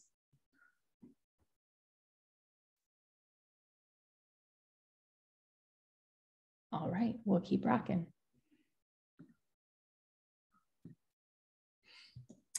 Okay, so moving forward to the article on trans individuals of color who've survived traumatic life events. So I don't have many slides on these. I just wanted to point out some of the more like conceptual and clinical implications of these articles, because y'all read them. So this article focused on the resilience building aspect of therapy, or even just resilience building in life, like what things the participants, I believe there were 5 participants, 6, less than 10, or no, there were 11. I remember that they said that they've reached saturation at participant 11. So again, social locations and the intersection of identities. So the racial, ethnic identity, gender, socioeconomic status, understanding how all of these come together to influence the individual's lived experience. So what the participants identified, so these are things that you can make a concerted effort to understand or to facilitate, encourage within your clients who may have similar lived experiences to these participants. So experiencing a pride in their own gender and racial ethnic identity, recognizing and negotiating gender and how that gender and racial identities and how that plays a role in oppression. So this was something that was kind of a realization that happened along the way. And so again, making space to recognize and understand how that influences the individual, and figure out how that can be mitigated, worked through, navigated. Relationships with family, as we know, family can absolutely be protective. Family can absolutely be harmful. So figuring out the best way to maintain or distant relationships. So as we know, a lot of family approaches really encourage familial connections, making amends, things like that. And more, feminist and multicultural critiques say that's not always super safe. So having an explicit conversation with your client around, what do I do about my, maybe blood relatives, do I create a family of choice, or however the client chooses to describe that. Another thing that was helpful in resilience is accessing healthcare and financial resources, healthcare for hormones, things that are very specific to the needs of a trans individual. Connecting with activists, specifically activists who are transgender individuals of color. So people who have similar lived experiences, who are active in fighting policies, encouraging policies that are affirming and accepting and help meet the needs of the community. And then one of the things that we read about was some of the participants connecting back to their spiritual identity, or potentially even a religious institution, where they found that was helpful in cultivating some hope, and they felt like a connection with community. So as we know, religion can we know of religious trauma, but we also know that it can be something that can be really helpful for individuals. But specific to our work, so I really appreciated, and this, I think this is one thing that's a little overlooked in the work that we do. So if you have the ability to create your own space when you are working out in the field as a professional, these are some really important things to keep in mind. So the first, of course, self of the therapist stuff, right? So really looking at yourself and interrogating your own potential biases around the trans community of color, and understanding your own knowledge and awareness and skills related to working with this population. So this might be something, I think what we do a lot is, knee-jerk kind of refer out. This may be something that if it's an interest to you, that you really lean into learning. This is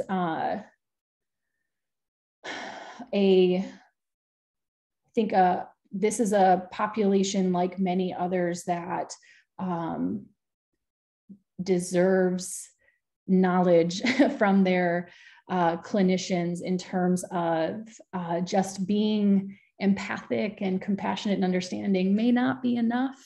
That there are some very ingrained historical and contextual factors that we have to be really aware of, and also recognize some of the historical harm that has been done by our field, and some of the really poor work that's been done in our field regarding not only issues within the LGBTQ community, but also within the communities of color. So just again, this is the intersection of those two. So when we're creating our space, you have to keep in mind the physical space. So what messages are you sending to your clients by virtue of the pictures that you have in your office, the magazines that you have, the literature and brochures that you have? Like, these are all, like, particularly for individuals who may be like a little bit hesitant or kind of like skeptical, they're really going to be looking around, like, what is this therapist all about? So having trans positive information, having a professional library. So many clinicians who work in private practice or even in agencies and organizations have libraries of resources that they loan out to their clients as supplemental therapeutic material. And so also explicitly stating your commitment to addressing the impact of various systemic oppressions. This can be, verbal. This would be on a website. This would be on your Psychology Today profile. This would be in your informed consent. So, if this is a professional identity that you want, be open about it, be overt about it. And then, like I said, with professional literature, things like brochures, client paperwork, with client paperwork, these are things where you have, multiple options for gender identity, where you're just really thoughtful about the inclusion of the material that you have in terms of demographic information. So also having a collaborative approach to treatment. I think that generally what you're being taught at Alliant is more of a postmodern approach.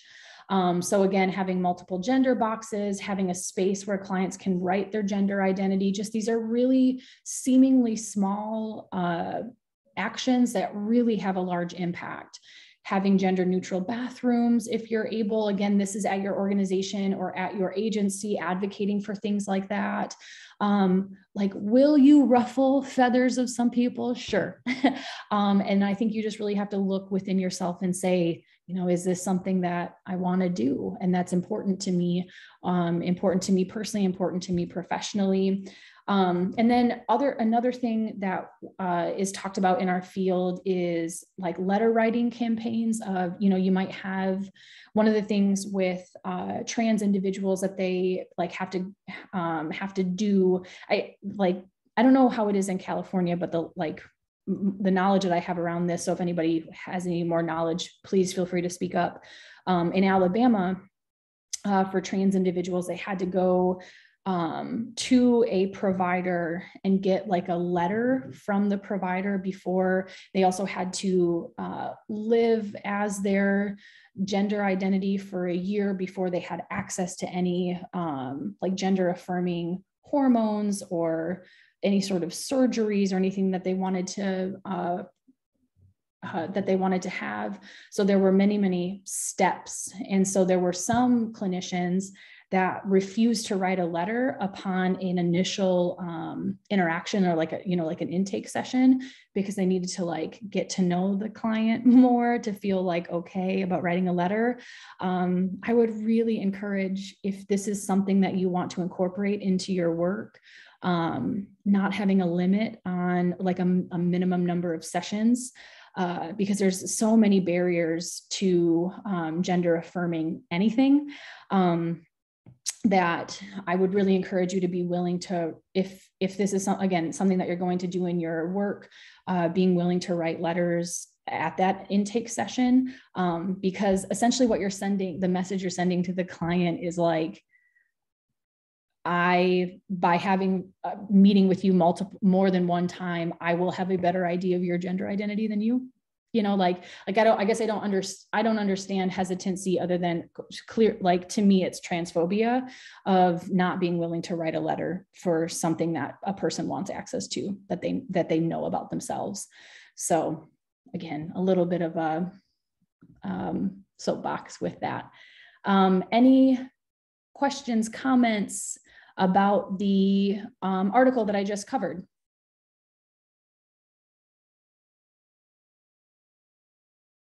Okay, so let's go back to the top here. So going into the Cordis text. So Cordis covered several systemic approaches, group, couple, and family modalities, so working specifically with trauma. So just wanting to note that the phases of group, couple, and family modalities look very similar to those working with individuals. But systemic treatment, so again, this is very important for us as MFTs to know this is where we thrive, live, this is how we conceptualize people in relation to others. So we're going to be looking at the dynamics that can perpetuate cycles of abuse, the dynamics that can, perpetuate the dismissal of trauma. So we're working to mend those relationships so that there can be healing that happens, because what we know is when one person in a system is suffering, that absolutely has an impact on everybody else. So we're keeping that in mind. So with group therapy can be beautiful. It can be so affirming.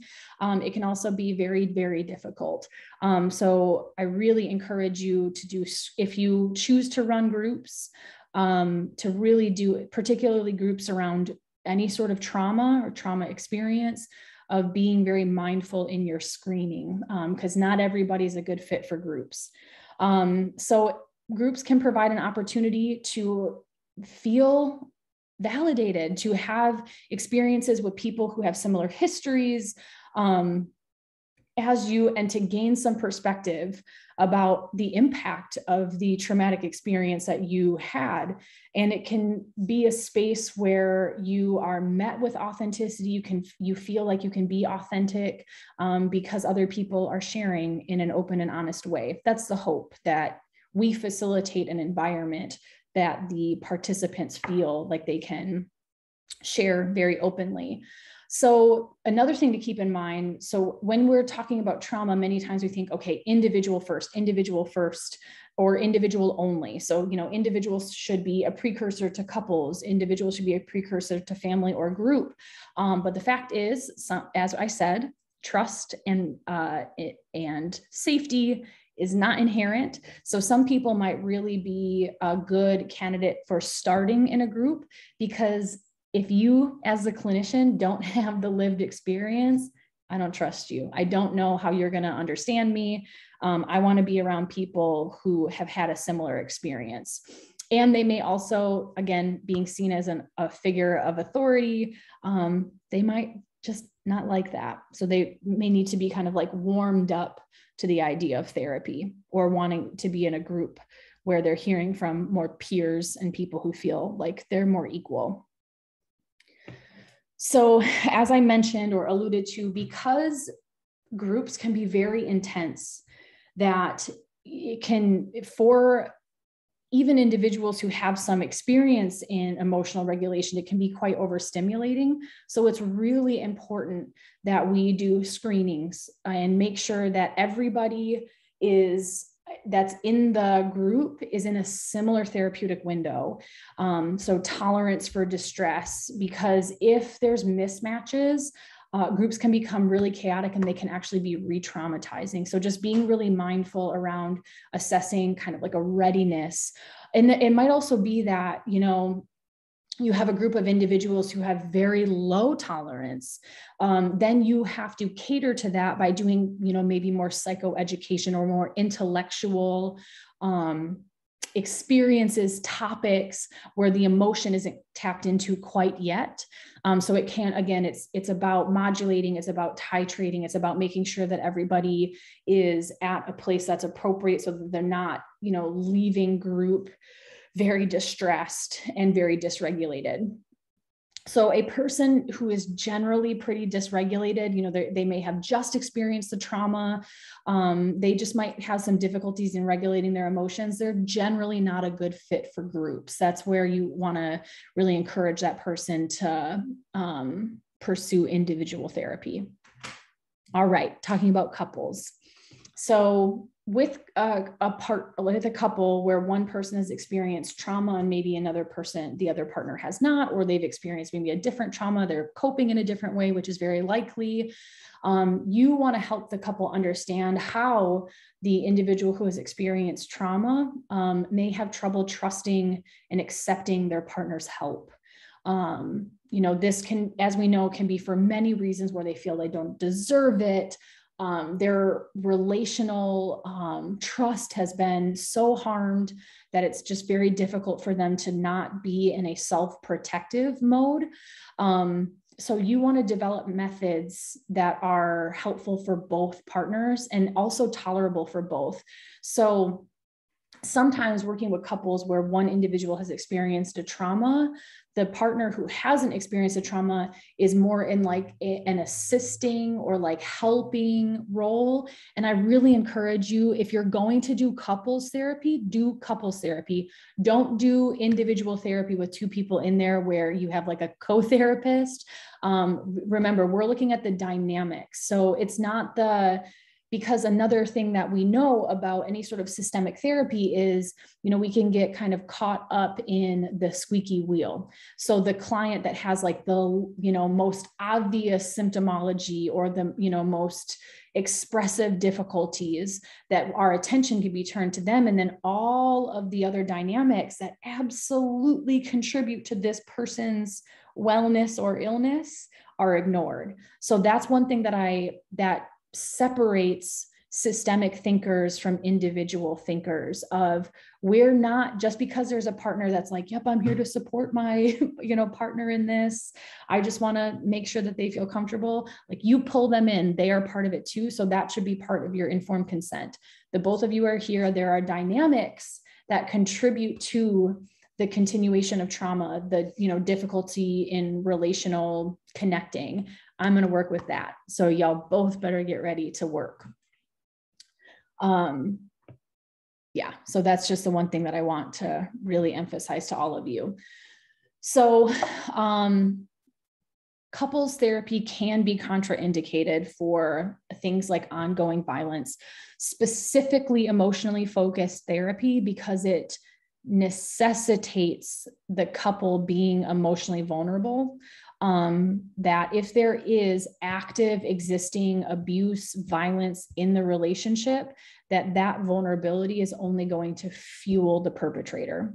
You have to establish safety in the relationship, in the therapeutic relationship, and also in the romantic or couple relationship, in order to conduct EFT. So with violence, or any sort of abuse, whether it's emotional, physical, mental, sexual. And there's like no indicators that it's going to stop. Many people, not everybody, many people will not conduct couples therapy. So just so you know, it's not, it's not globally impossible to do it. It is not considered best practice. So you have to determine safety first. So you want to identify and de-escalate any sort of negative cycles in the interaction and access the feelings and hopes, the fears that the couple is experiencing. So if there's ongoing abuse, don't do it. If maybe there is past abuse, but there's no indication of it currently happening, then couples work is not contraindicated. There has to be a commitment to vulnerability, to openness, to a desire to share more vulnerable feelings. So safety is incredibly important to establish in the couple's relationship before you really do some of the more difficult, raw work with a couple. So when you're working with couples, again, you're working with the partners equally. They just have different roles. Like they bring different dynamics into the relationship, but they together have established a dynamic. So they've co-created whatever dynamic is being presented to you. So when you're working with couples, you want to encourage them to experiment with identifying and sharing core emotions. So again, a lot of the work that we do with trauma specifically is encouraging the expression and acknowledgement of these emotions and creating a tolerance for not only experiencing the emotions, but also expressing the emotions in a way that is doesn't contribute to dysregulation. So you're going to have some guided interactions. So we have things like intentional dialogue, we have things like tracking a conflict cycle, we have these things that are very structured that we can provide to clients depending upon the approach that you choose to use. So you also want to encourage them to express feelings of hurt and grief and fear that may contribute to feelings of abandonment or rejection, or that may contribute to future feelings of that and past feelings of that. So you just really want to grind down to some of those primary, more vulnerable emotions. So as they become more willing and able to interact with each other with an understanding and expression of those deeper emotions, then that's an indicator of creating safety and stability within the relationship. So, and that tends to increase enough for them to communicate in more detail about the trauma. So there might, again, in phase one of couples work, because they mirror a lot, is you're just establishing safety. So you're not asking for a trauma narrative. You're not asking for them to go into detail about stuff. You're actually potentially pausing them if they want to, we've been waiting months for this initial session. I'm just going to, share everything about my trauma. You're going to, slow them down a little bit to make sure that it's an environment that's conducive to not only doing that safely, but also having a partner that is able to receive that. Because another thing that we'll talk about, not only from our perspective as a therapist, but also their partner, is the idea of vicarious trauma. So another thing that partners may not be aware of is how their lack of information and their lack of understanding their partner's experience has contributed to some of those negative dynamics or harmful, less than ideal, less than healthy dynamics. So what we do know is more understanding encourages acceptance. And it contributes to acceptance and validation and empathy. So couples who are assisted in processing the trauma in less direct ways by helping each other recognize, interrupt, and alter these coping patterns, they're encouraged to do that. They're assisted in doing that. And then that can help in changing some of the dynamics. So we're assisting them in processing it in different ways, maybe less direct ways, but this traumatic event that maybe preceded the relationship, happened in the relationship, it absolutely informs the relationship, that traumatic event can absolutely inform or be a foundation of continued traumatic events in the relationship. So again, getting them into a space of talking about it, making it explicit, making it known, that traumatic event will have less control over the couple. So moving to phase 3, so this is, reintegrating. This is more future focused. So you're encouraging the couple to take this new knowledge and have a joint discussion.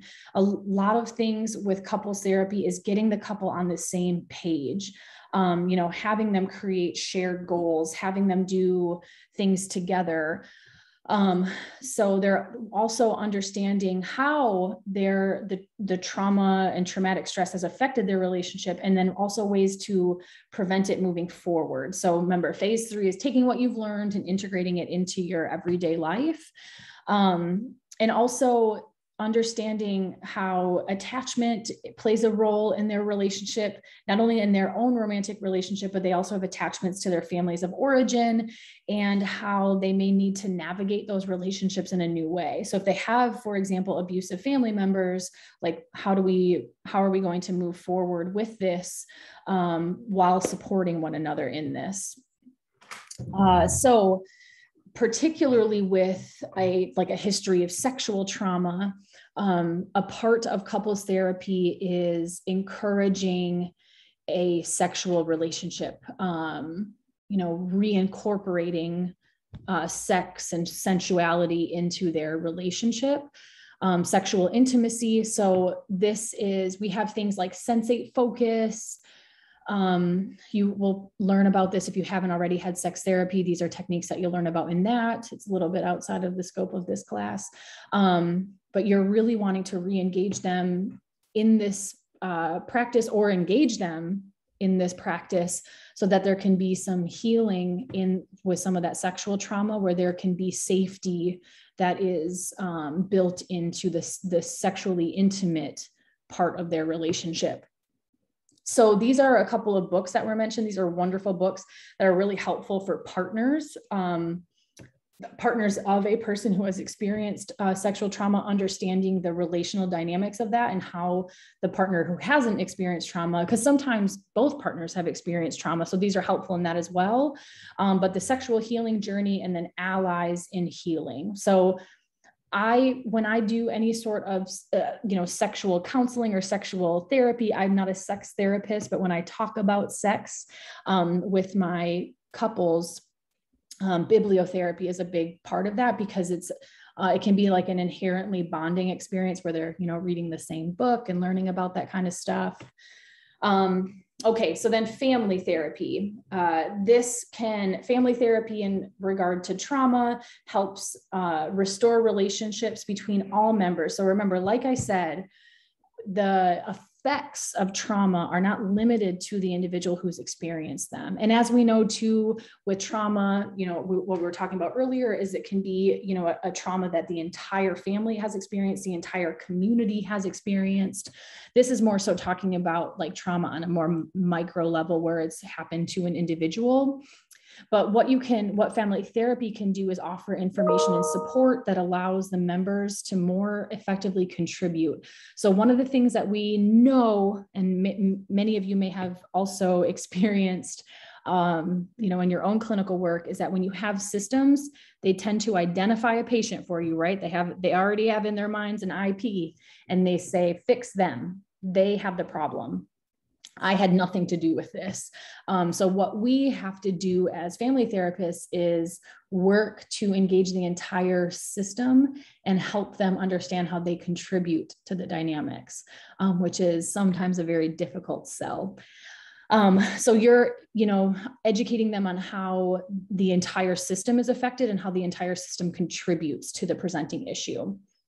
So we know that things like complex trauma, they're not, contagious, but they absolutely affect everybody in the system. So again, this is where some psychoeducation would be beneficial for the family. So where one person's struggling with emotional dysregulation, trauma, stress reactions, and attachment disorganization, they may be the squeaky wheel, but everybody contributes and everybody's affected by that. So trauma responses affect one's ability to successfully parent. So again, the experience of trauma has ripple effects. So we've talked about attachment styles and how they present differently, how they're experienced differently.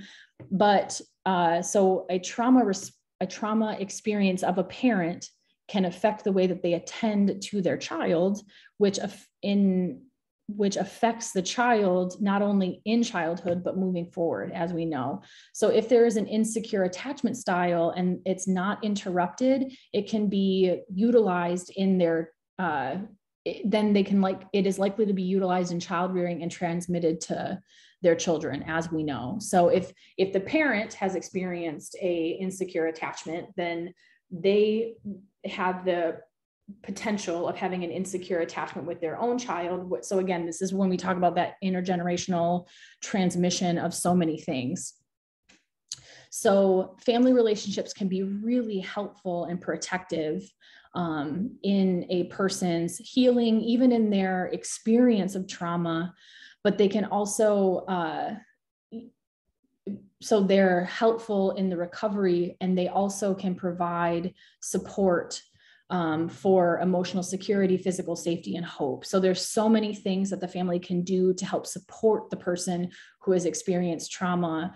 And so as a family therapist, you are simultaneously helping the family to support the person that's experienced the trauma, but also support one another.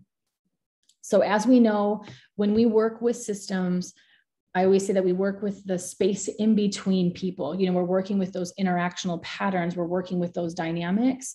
So what we're hoping to do is help the members of the family interact differently. Because if there's distress that's happening, it likely is happening within the interactions in the family. So you want to help them convey respect, inclusion, and support for all of the members of their family.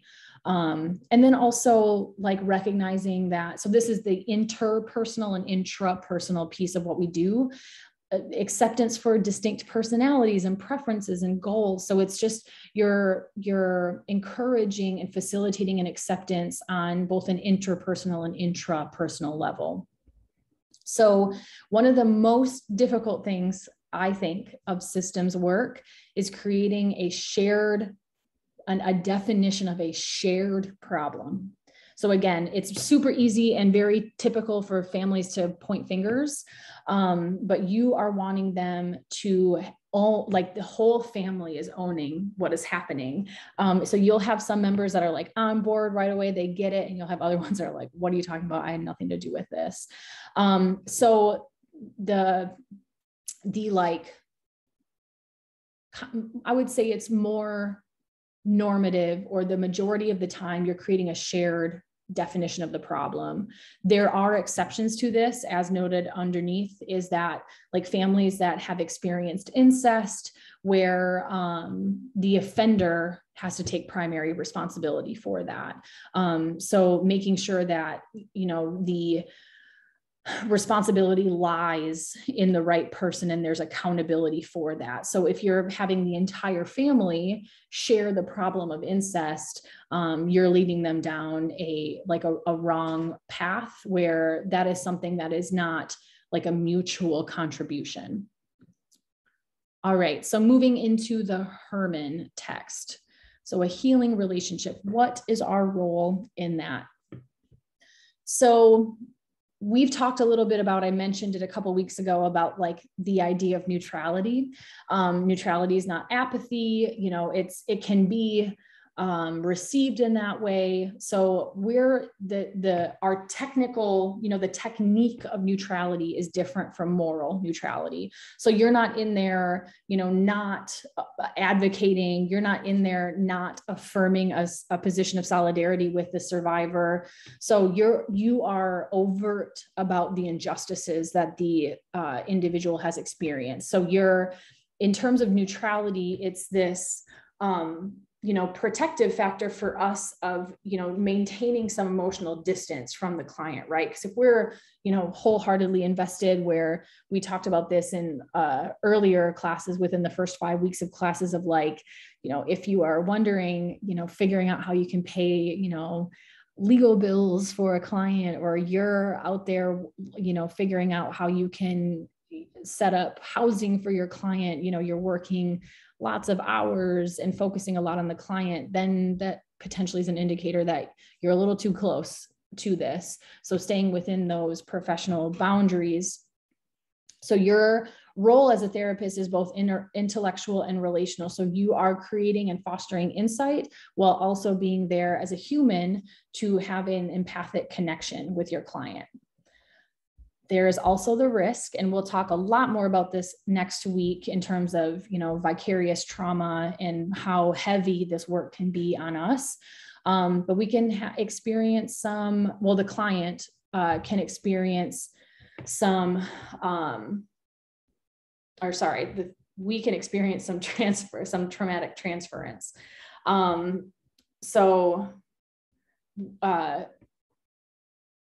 We sometimes can become very emotionally activated in these narratives of trauma. So you can be the recipient of some client rage where the displacement from the perpetrator can be placed on you. And so you also may be the recipient of the client really just being skeptical of everything that you do. So you may have very benign intentions. The client does not have confidence in that. They're very skeptical. They're just kind of waiting for that other foot to drop. They're really not used to somebody being empathic, holding space, seeing them. It can be very disconcerting for that to happen. So you have to be ready for the client to, to be met with this type of skepticism. And so the possibility of really misinterpreting your motives and your reactions. So this is what projective identification is. So there you have the possibility of eventually reacting to these hostile attributions. It's like, you constantly are thinking, I have, a trick up my sleeve, or, I'm going to take advantage of you or exploit you in some way. You may not be saying this, overtly, but you're thinking this in your head. So you run the risk of reacting to that. So you may also inadvertently like having power in the room, right? There's an inherent power dynamic that exists within the room that you may reenact some aspects of the abusive relationship. So this is where it was, very overt in the text of never treating survivors of trauma, having clients with traumatic experiences solo. You have got to have a network of clinicians where you are consulting. You have to have a space where you can talk about this, where you can talk very openly about how you're affected by it. So with the traumatic transference that's coming from the client, you can experience some countertransference too. So this, just the terminology here, traumatic countertransference, vicarious traumatization. So just as I said, just as no survivor can recover alone, you should not be working alone in trauma. Like even if you have a private practice that you're the only practitioner, you've got to be plugged in with your like a network of professionals. Another term that was used in the text was the shadow presence of the perpetrator. So that's, where the experience, this traumatic experience and the presence of the perpetrator is absolutely there in the therapeutic relationship. It informs some of the therapeutic relationship. So not only is the client undoubtedly affected by the perpetrator, you're also affected by the perpetrator as well. So you might also, if you're working with survivors of trauma, complex trauma, chronic trauma, very severe acute trauma, that you may experience feelings of hopelessness. And you also may see the client as being in need of being rescued. So this is where you're not looking at the resilience piece of your clients enough. So if you have a client that's presenting to you with a lot of hopelessness, helplessness, you may feel the urge to protect them, to rescue them. This is something that you've got to talk to supervisors, consultation groups about. So I talked about this earlier, where you may take on more and more of an advocacy role, which in the room and in society isn't a bad thing. So, you may find that through your work as, working with trauma survivors, that you really want to get involved in policy. Like, you really want to show up at meetings where there are, policymakers or people that are in positions of power to make decisions, and you want to advocate for your clients. That's important. But if you get laser focused on a client, that generally means that you're a little bit too close. So if you are taking on this advocacy role of like, I got this, let me figure all this stuff out for you, the message you're sending your client is that you're incapable of doing it yourself. We don't want to do this. So if the more that you accept the idea that your client is helpless, the more you perpetuate the traumatic transference and you're disempowering your client. So just remember that the more that you lean into it, you may have really wonderful intentions, just like Dr. Sue talked about. So just keeping in mind that rarely do these extraordinary measures that you would take result in any sort of improvement. Usually what happens is the client gets worse. So they feel more helpless, more dependent, more incompetent, and their symptoms also get worse. So I am going to go ahead and stop there because we do have a mindfulness technique to finish up class. Any comments on anything that I've covered so far? So we're getting more and more into our role and how we're affected by working with survivors of trauma. It's heavy work. It can be so beautiful and it's meaningful. It's also taxing. So just keep bearing in mind that it comes with some emotional reactions, and that is totally normal. And this is where that, like I said, that network, that professional network, that I'll talk a little bit more about next week, because there have to be specific characteristics of that professional network, is so important to just not work in isolation. Ever. I don't care, even if you're not working with trauma clients, that if you own a private practice, that you should not be your sole, knowledge base, that it's very, very isolating and very risky to work fully alone. So that's just another soapbox for me. Comments, questions, anything that we covered today? All right, let's go ahead and, as always, get nice and comfy. We'll finish class. This is a mindfulness exercise guided by emotional acknowledgement. So go ahead and turn off your cameras if you would like, get nice and comfy, and I will go ahead and start this video.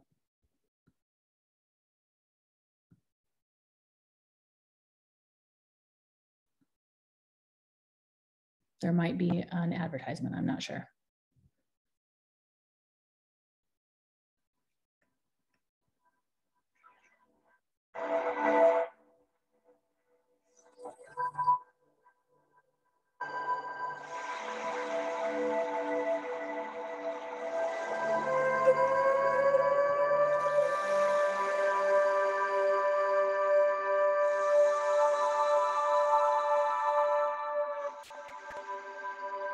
Everybody sit down in a comfortable position for yourself and close your eyes. It is very important that during this exercise you are relaxed, yet alert. Make sure your body is in a comfortable position. In this practice of mindfulness through emotions, we make ourselves aware of our emotions, whatever they may be. We neither repress them nor do we express them. We don't try to deny them, nor do we act them out. We simply allow them to take their own course in our bodies and mind. One of the best ways to pay attention to the emotion is to feel the emotion in the body.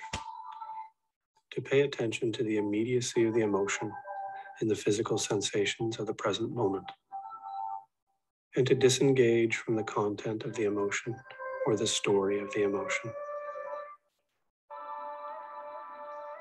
For example, if we're upset with someone, we usually focus on the person we're upset with, and the story of what they have done revolves in our mind. In mindfulness, we turn the attention away from the person or situation we're upset with, and instead, we pay attention to what the experience of anger feels like.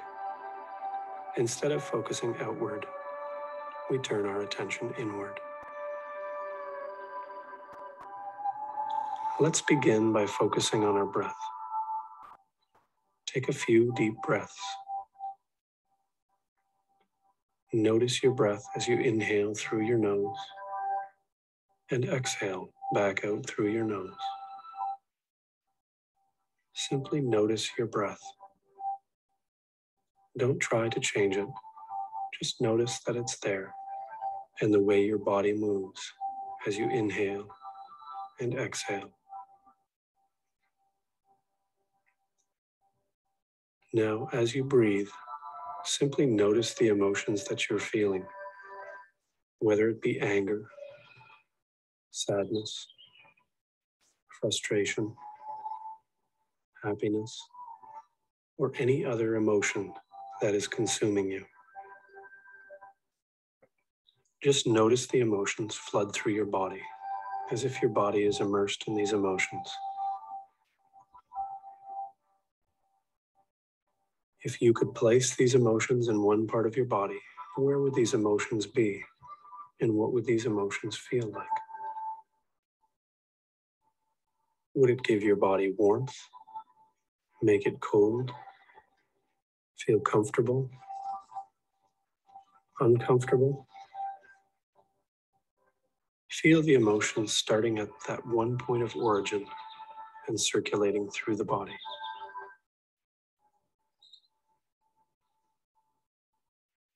Now focus back on your breath. Breathe in slowly and slowly breathe out. Breathe in and breathe out. Imagine your emotions slowly rising out of your body with each breath that you take,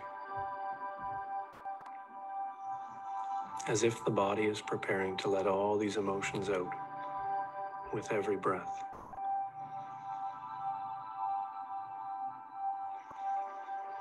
Now with every breath, feel the emotion being let out with every exhale. Breathe in and slowly breathe out all that emotion. Feel the tension being let out.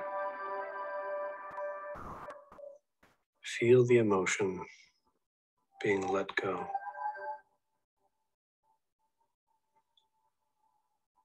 When you feel comfortable and the emotion has been released, slowly begin to open your eyes, feeling light and free of any consuming emotion.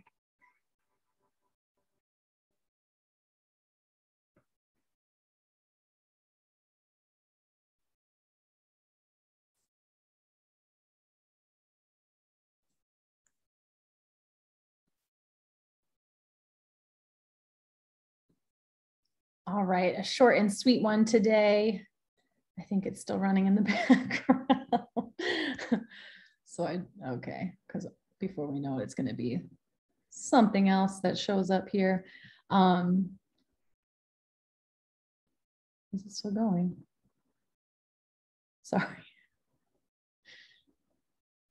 Okay. Thank you for your patience. All right, short and sweet today. We'll be finishing up the rest of the, this PowerPoint should go pretty quickly. Lots of just pointers on, avoiding professional isolation that will roll right into our information on how to stay vibrant in this work and how to, protect yourself and buffer against some emotional heaviness. So as always, thank you so much for today. And if you have any questions or comments about your presentations or your papers, always know that you're